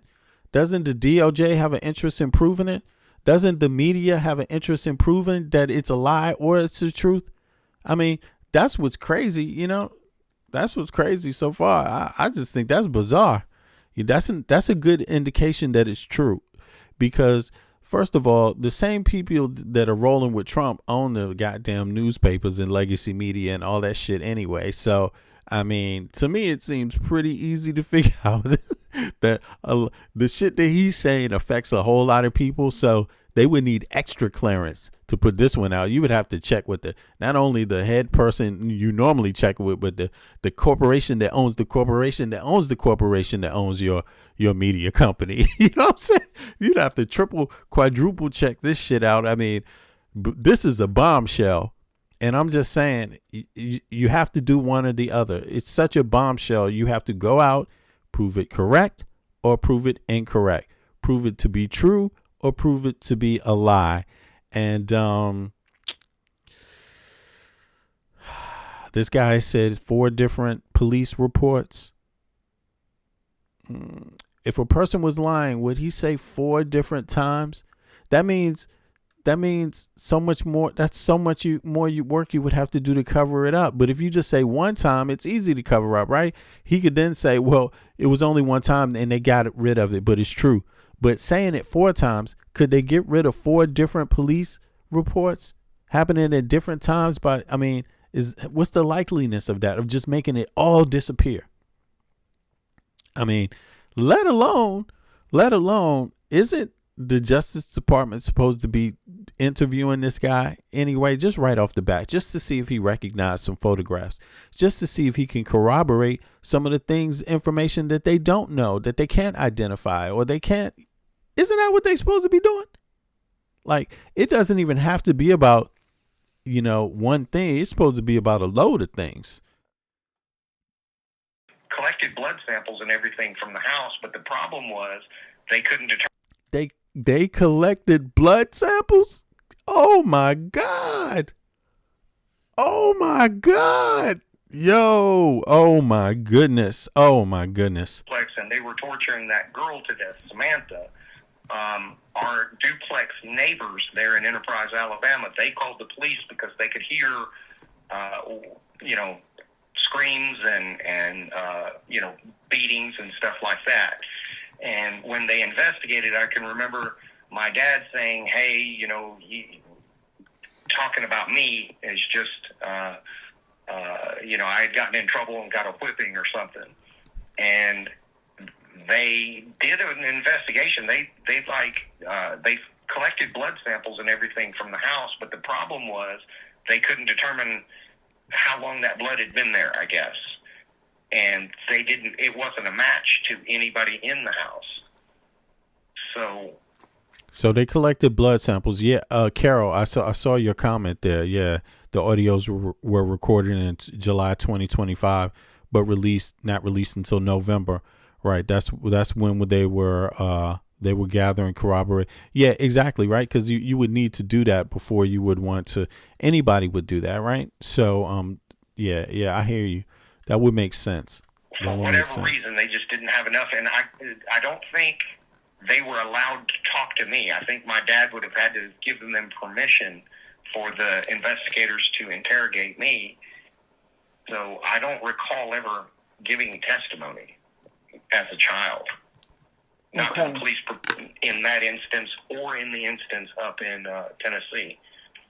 Did you provide any testimony to the police in any of those 5 cases? Well, the one case with the military, with the child pornography, you.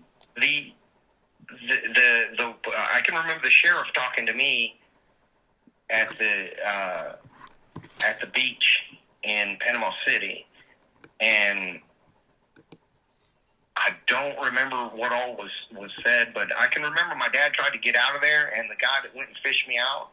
My dad's a pretty big guy, and he can fight, but the guy that went and got me was he was a tank.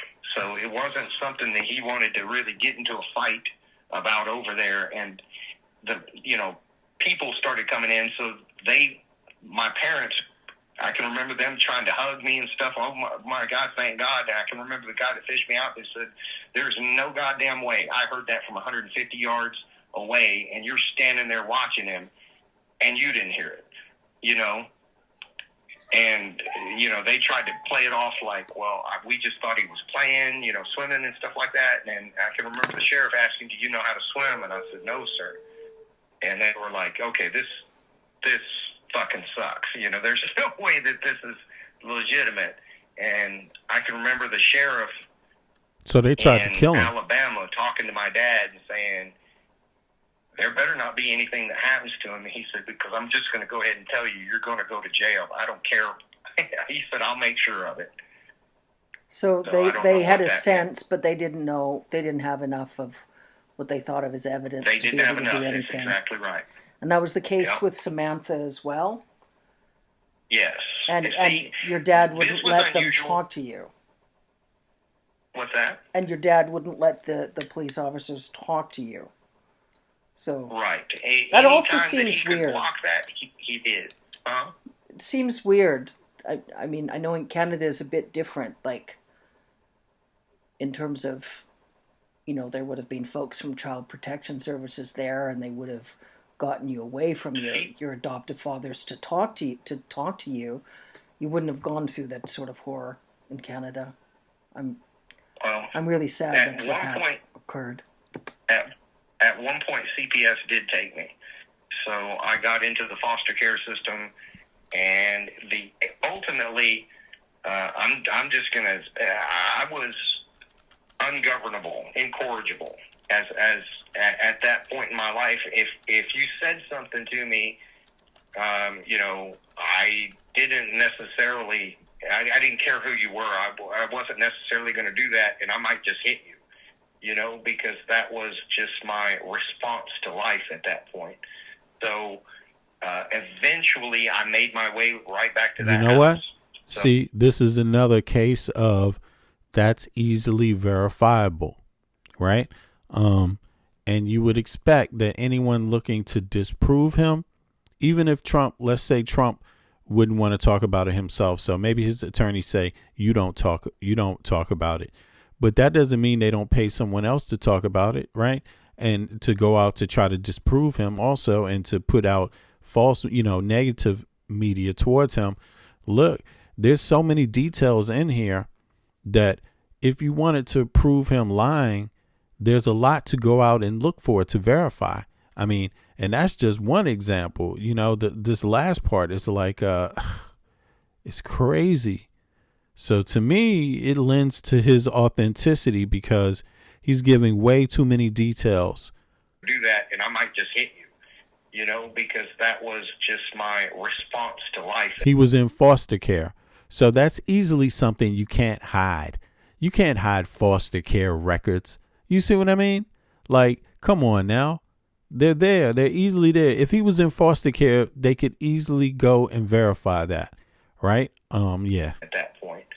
So eventually I made my way right back to that house. So I can tell you that throughout the process of trying to work with me, Jane Goodall was one of the people that worked with me.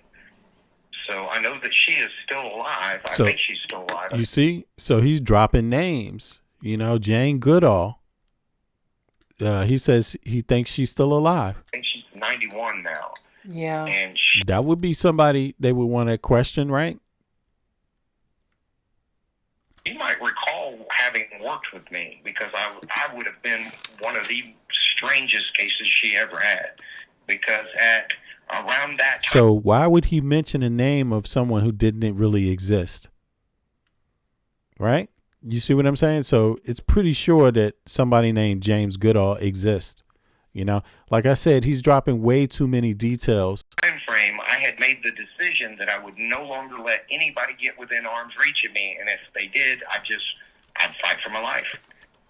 So, people had to stay away from me. I could talk. I mean, I wasn't like a feral animal, but I just would not allow people within my personal space anymore. And because of her work, with apes and everything, with gorillas, they kind of reached out to her to make contact with me to see if they could help me. Yeah. And did you talk to Jane Goodall at all about what you'd experienced getting trafficked? I know when you and I spoke by email, messenger, you said was from during about 1978 to 1986 is what you remembered, 9 to 13, but you're not sure it could have been as early as 6 or 7 years old. Right. I don't really start remembering what was going on until about 10 or 11. And I just know that it happened before that. I can remember being sexually assaulted by family. That's some of my very first memories. So, but as far as taking me to other places and these parties and whatnot, I know that sort of thing was happening, but I just don't have a good enough recollection to really piece together much of a story. So whether you were 6 or 7 years old or 10 or 11 years old with the parties? When you Right. Okay. I know family was assaulting me, and then friends of family were assaulting me as early as 6 or 7. I know that. Some of my very first memories are of being assaulted. But as far as taking me to places to make money at these parties, I don't have a clear recollection. It may have happened as early as the first sexual assaults that were happening with family. But I don't have a clear recollection if that was going on to that scale at that time, but do have a recollection from about 10 or 11. Okay. So,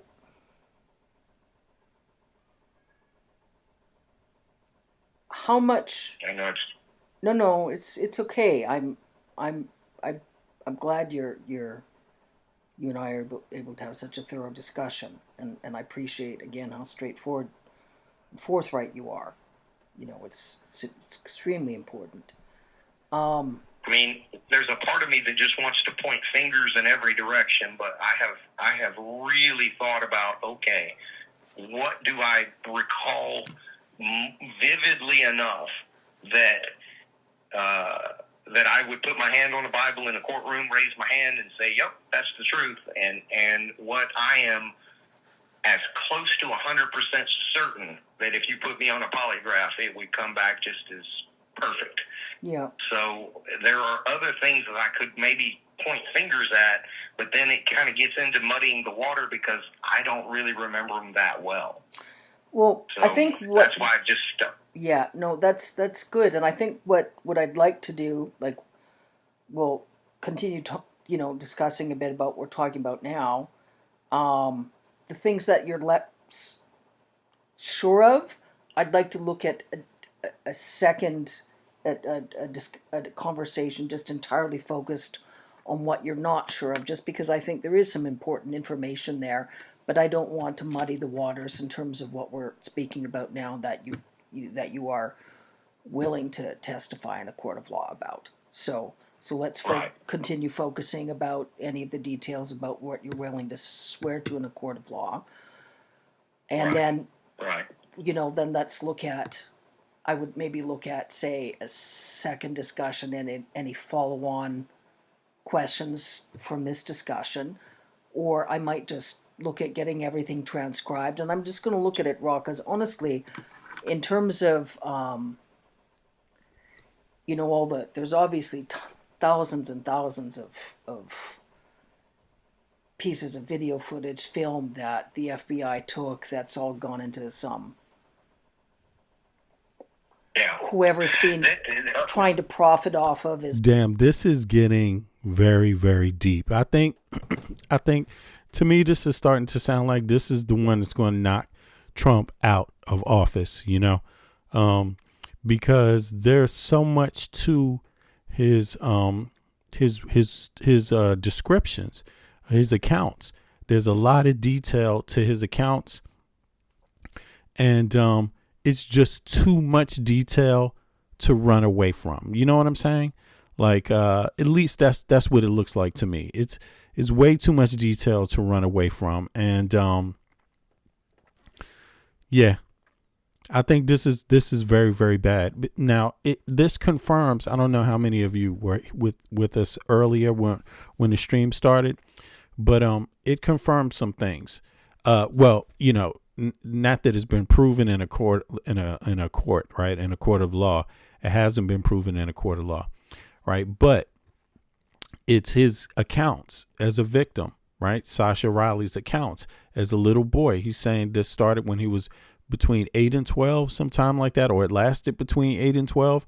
I don't know. It's some years though, and it's very graphic. He said he had Jim Jordan, the congressional member that was heading up this Jack Smith hearing the other day. Jim Jordan, he said, assaulted him. With Trump linking it together, right? Trump and Epstein linking it together, making it happen. He says that Trump was really Epstein's boss. That's what it appeared to be to him. He said that there was 3 other girls. There were other young people killed, right? Doing in lieu of this connection with Epstein and Trump. Andy Biggs, right? He said Andy Biggs violently assaulted him many times, right? And what else did he say that is kind of corroborated here? Or you could say, that he's claiming it happened. These are damning accusations too. He said this also kind of puts Trump out there in terms of liking little boys. That's another part that he, that's been connected now. Another dot, another element that's been added to this picture now.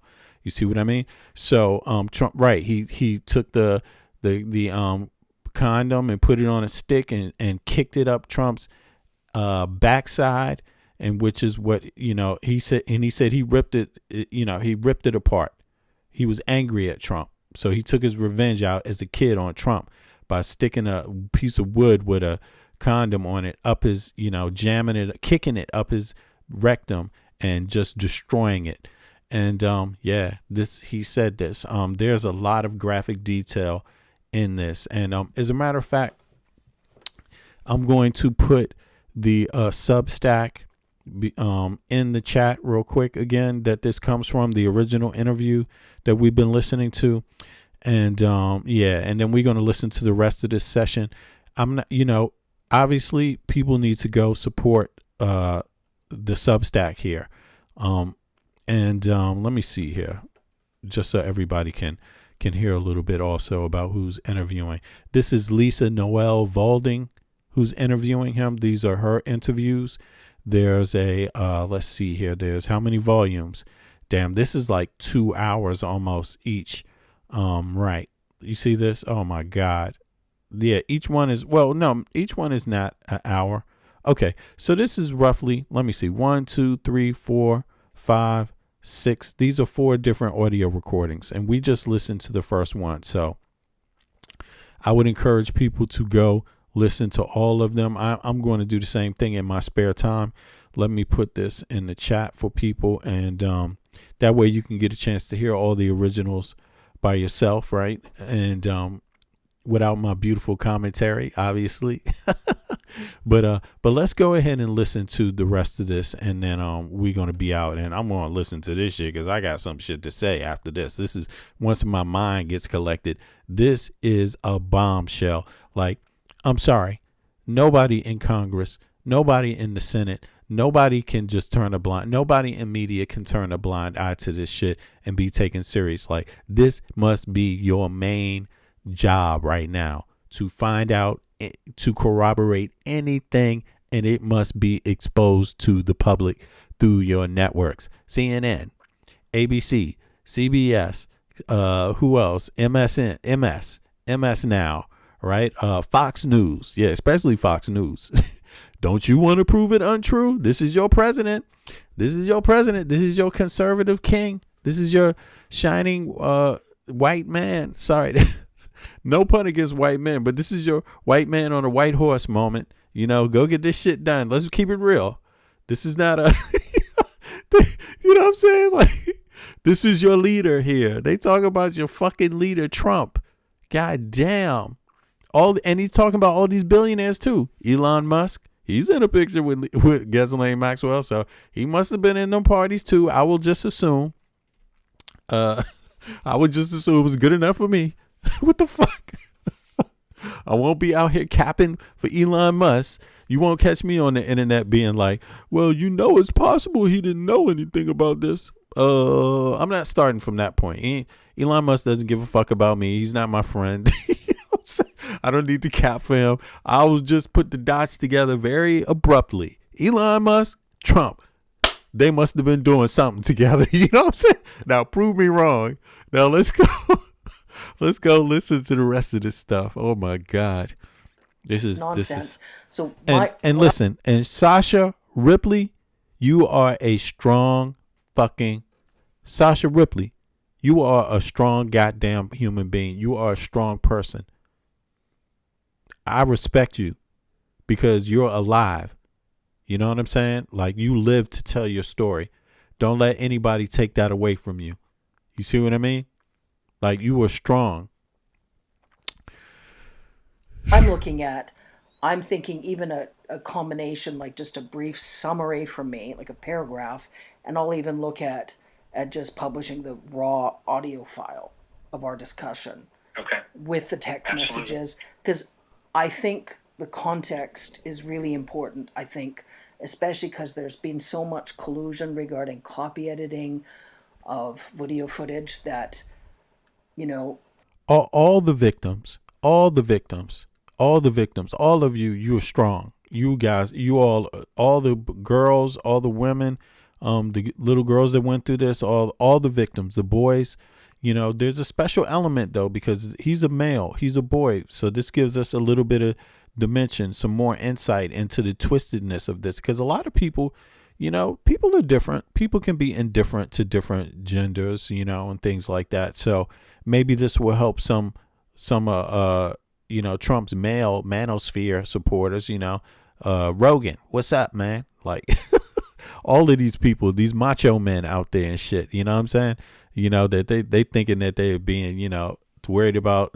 I told you, man, sometimes, you just have to be able to read the writing on the wall when you walk past it, sometimes there's a lot there if you just open to it. But in any case, this guy is brave as hell. All those victims are brave as hell. And as a matter of fact, this might be the thing that saves our goddamn country, them telling their truth. So thank you, because the American people need to know what the fuck has been going on with their government. Like straight up, like they may have single-handedly saved our country, like just by telling their stories.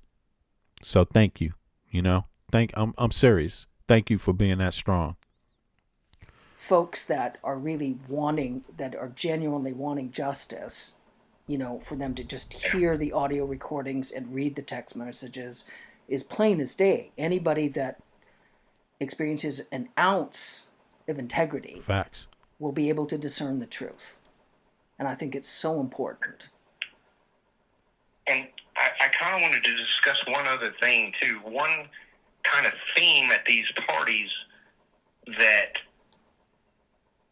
seem to be very, very well thought out is they would have a larger party in the beginning, right? And in these larger parties, you might have, say, a couple of fights or some drug use or, things that... Exactly. This is what I was saying earlier. I heard him explain something like this. So I see this is exactly the part I was talking about. That were kind of, let's say, mildly illegal. But the parties would go on for multiple days, and as the thing wound down to the smaller inner circle in the last day or last 2 days or whatever, that's when the really horrible shit happened. Mm-hmm. So some of the people that attended the party, possibly even people like Clarence Thomas or Lindsey Graham, may have been involved in lesser things, but then were also at the same time and place where these more horrible things happened, but they didn't necessarily participate in those more horrible things. But they knew about them.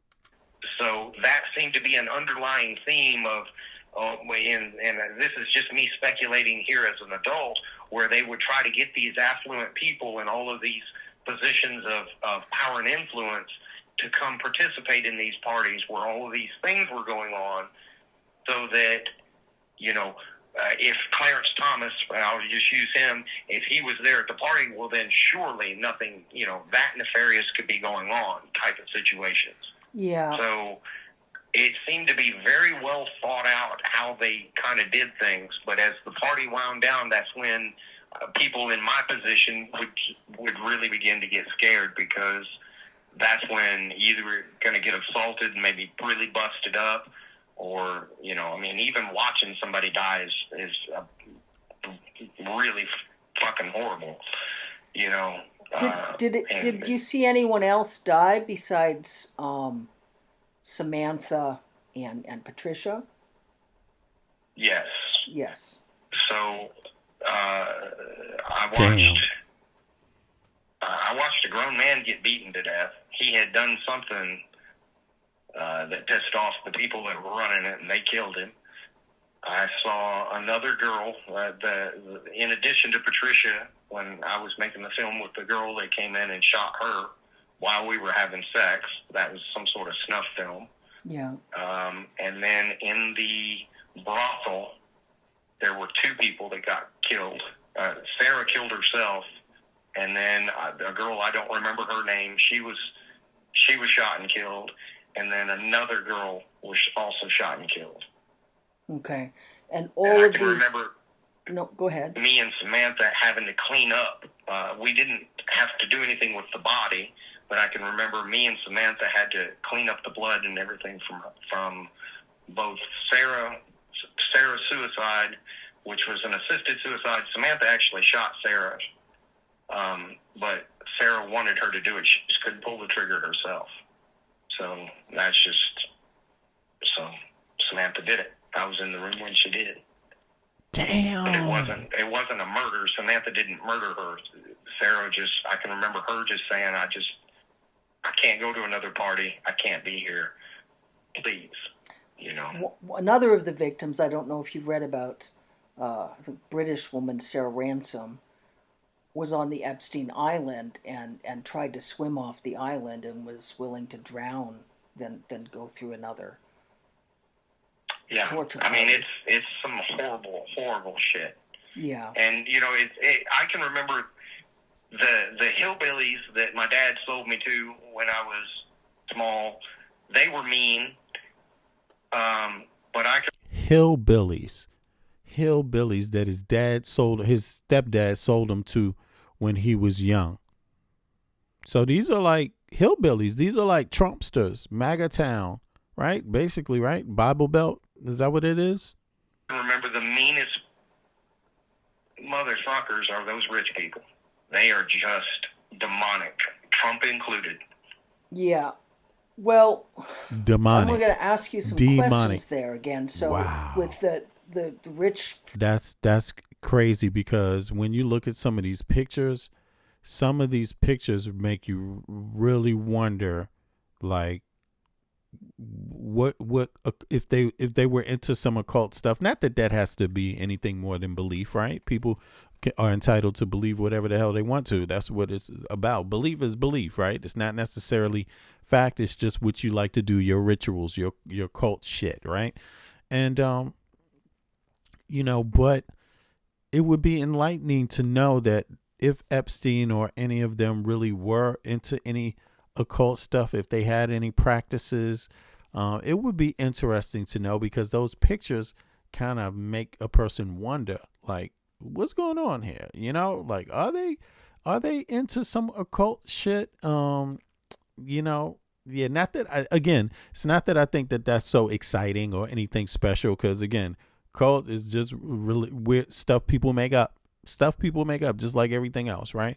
But now when you make up sadistic, weird, nasty shit and you do it, it has a different ring to it. You know what I'm saying? Especially when you add money to it and people start thinking, well, this is how we're going to keep our secrets and keep our power. Like, people go nutty, but it would be good to know if they were that far gone, or if it's just extreme corruption or psychopaths, or if it's also the cult shit on top of it too. Like, psychopaths, obviously, if you're in a cult, then you got to be a psychopath, because what are you doing, right? You're doing something bad enough for them to call it a cult, right? I'm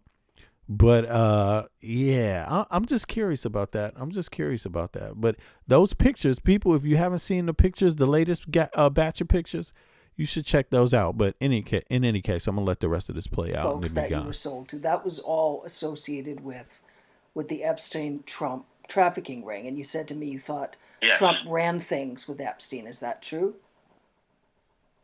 Oh yes, he was not just a client. He was one of the people that facilitated all that stuff. It was almost like, and this is just my childhood brain piecing it together. It was almost as if Epstein worked for Trump, and not just Trump. Damn. But him and maybe 6 or 8 other super rich guys. So do you remember Epstein ran it. So is that who Trump is protecting? Those 6 or 7 or 8 other rich guys? Is that who he's protecting also? Yeah. At the behest. Who do you think they are? Who do y'all think that is? Let me know in the chat. Let me know some names. Just put up the name. Is it who could it be? Is it Peter Thiel? Is it Elon Musk? Is it who else? Who is it? Who do you really think it is? You know what I'm saying? Some rich dudes. So they got to be billionaires, right? Somebody says Wexner, right? He might be one of them, right? He was very old though. I'm just curious. Just because they're a billionaire doesn't mean they were doing a part of this stuff, right? Or Or is it that they all mixed up somehow? I mean, are they all this sinister? Is it 8 other billionaires that's this sinister as Trump is being described and Epstein are being described, and, you know, the things that Sascha claimed happened to him? Is it this sinister, all of them, or is it just they're part of the same club? Let me know. Fred Trump was a true monster. He had to have learned it from this shit from someone. Yeah, apparently. I mean, it sounds like it. You learn things that, you know, if people, when you're a child, you know, and your brain, your sense of morals and ethics are being formed, you know, being neglected is definitely a damaging thing to a human being. Being neglected as a child, you know, especially emotions and care, love, and also protection. You got to protect kids' minds from wickedness, and you got to protect kids' bodies from danger. Right? You need to provide safety and also a nurturing place where a child is free to develop themselves, to learn. You know what I mean, and to express themselves also. Right? You know, and obviously it does seem like Trump didn't get none of that. None of it at all. Okay, somebody said Peter Thiel didn't come around until much later. Okay, yeah. I mean, I don't know myself, but give me some names. I'm just curious. But you hear his. Everybody has it. Let me put this back in the chat real quick. This is the link to the Substack. Folks should go out there and listen to it themselves. There's more audio tapes. This is just one of them that we've been reviewing. It's hella damning. So my suggestion is go to lisavalding.substack.com/p/something like that. Lisa Valding is her Substack. Okay. So, that was a great interview. That was the most, those details in there were the most riveting that I've heard, but there's probably more, right? I don't know. You let me know whose testimonies or whose claims have been the most riveting. Let me know what you think about it. And Elon's dad must have been a monster. Yeah, I mean, listen. Well, I put it to you this way. I think he gave a lot of context to what's happening right now. You see what I mean? And that's what I like right now. You know, he mentioned Putin. Putin's right now. Trump and Putin, they're right now. Trump, Putin, Epstein, the Epstein files, they're right now too. All that shit is current right now. So I think this should be very, very concerning to what's going on right now. This, you know, you might investigate it and say, there's nothing there. Or you might investigate it and say, damn, this makes a whole lot of sense in terms of what's going on right now. To me, it makes sense. But some people don't really, you know, if you have a good imagination, I have a great imagination, so I can imagine that how this could come to be real. You see what I mean? So it's sad, and people are, you know, criminals are very creative. Sex traffickers are very unique in a sense, you know, because they're sociopaths. So they will be doing things that sociopaths don't do things the average person would do. A sociopath doesn't have any barriers. They're not scared. They don't have things telling them, no, but if I get caught here, this will be the punishment. And that's not what a sociopath thinks. A sociopath is thinking is completely different. It is, you're a fool.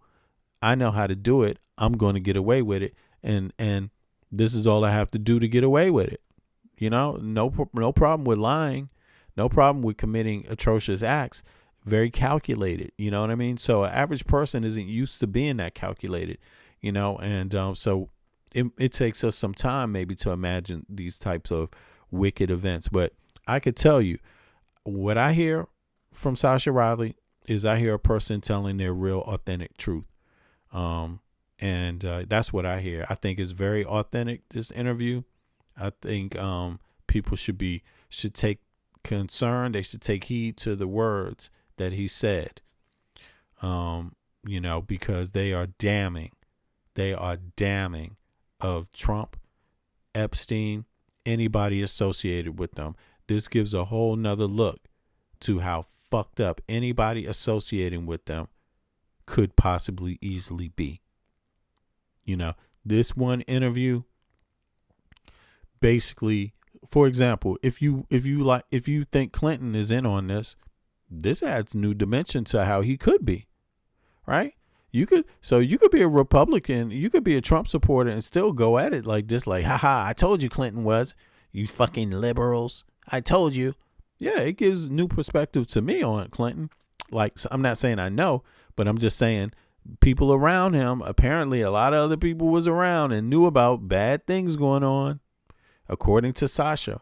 So, but you would also have to, say, yeah, but look, damn, look at what he said about Trump too. You would have to accept the other aspect of that.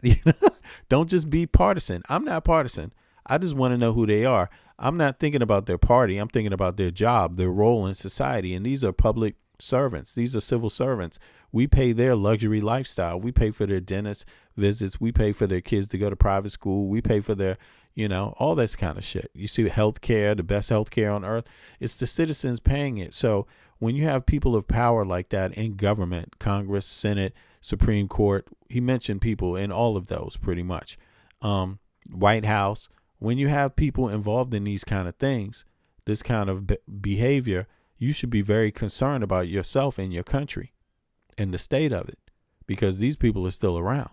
These people he mentioned are still around right now today, getting busy. Clarence Thomas has a check right now. He goes to work deciding morality and ethics and law for other people. This motherfucker's up here. He's up here possibly witnessing all this raunchy ass shit. You know what I'm saying? And he's the one in charge of the law. What does that do? Like, that's a very bad lookout for the look on the legal system. You can't have no judges anywhere near this shit. And some others right now. Same thing with congressional members from any party. You see what I mean? So, yeah. But on that note, folks, I'm going to be out. I appreciate everybody for coming out today. It's been really interesting. Like this one. This was a shocker. This one was a shocker.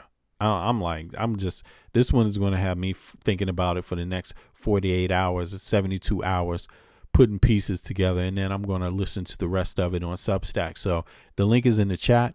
Appreciate everybody for coming out. And I'm going to catch up with y'all in the next 12 hours. All right. One, release the Epstein files. Fuck Trump. You know what I'm saying? Peace.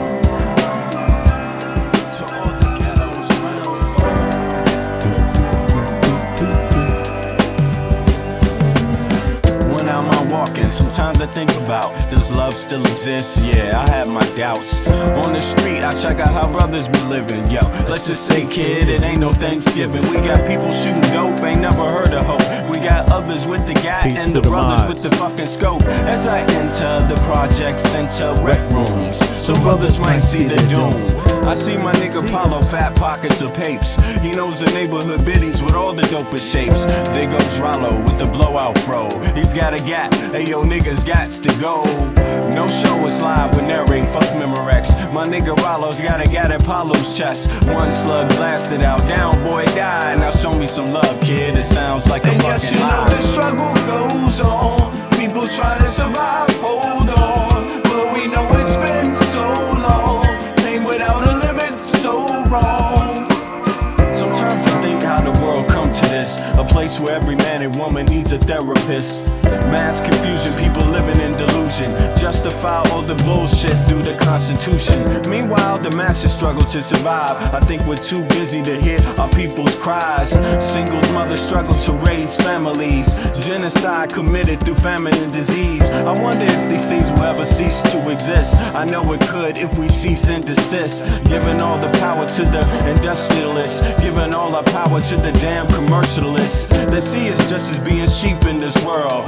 They want us to do what we're told, like boys and girls. Oh God, I wanna live another day so I can help provide equality and this yes, day. You know the struggle goes on. People trying to survive, hold on. Though we know it's been so long. Pain without a limit, so wrong. Everybody around the globe, open up your earlobe, your third eye, and then decipher the code. Through knowledge, understanding, then bring love and to the concept instead of bling bling. Truth instead of biased educational methods. Twisting, contorting God's message of love for every human being. Listen, motherfucker, don't you hear the screams? It's time to do much more than talk, debate, and spread hate. We need to think and at the same time investigate. Understand what our actions may create. Before continuing the cycle we procreate. We can clone humans, but at the same time we can't feed humans. The future of man is actually looming. It's really depressing, it's true. And yes, you know the struggle goes on. People trying to survive, hold on. But we know it's been so long. Pain without a limit, so wrong.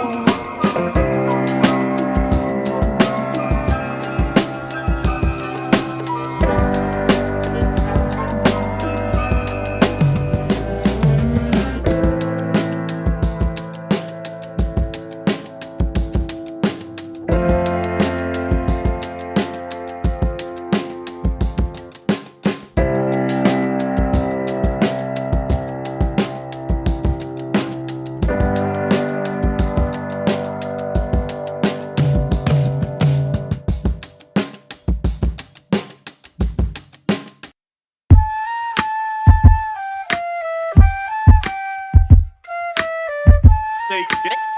Take heed. Take heed. Take heed. Take heed. Take heed. Take heed. Take heed. Take heed. Take heed. I traveled the globe just to gain perspective. The theory of relativity applied. Of course, it took a while to decide how I should proceed. But either my life is truly based upon need. So I move forward with more deliberate speed. Smash corny motherfuckers that stuck on greed. My seed is worth more than $1 million in future stock. The goal is to break the safe, the padlock. Mad cats can't stop it, need a rocket. Your style is boring and cold, mine is tropic. Battles you want, commit, you'll change the topic. My partner stood there to put your beat in the pocket. So this nigga here can proceed to destroy your stereotypical pop rap gangsta ploy. Not hating on niggas from the ghetto, but I'm hating on copycat rappers from the meadow. They procreate bullshit without paying the price. That's like talking about CeeLo with no dice. I drink milk, but that's about it. I won't compare dairy MCs to dope shit. I want you full undivided in this here place. One thing to entertain and to educate. Your bum ass niggas and your non-believers. You know we change your membrane every time you see us. The others can't stand the way we dig away ease. The way we get love from the finest ladies. Oh my son, oh here comes another one. About to take it to the place that lies under the sun. Style witty, come from Chocolate City. Today I'm on the march with I invited 1 million from the Million Man March to stomp on fake gangster rappers so they don't need starch. For the funeral suits, we shine boots and make the radio station only play the roots. Then make the television station play Alex Haley Roots and remind these motherfuckers of what? Their roots. Oops, you can't say that, bitch, here's a slap. The new world order's even under attack. You can't fight the power eating a Big Mac. Let me explain, the hamburger minerals lack style, originality, finesse, tactics.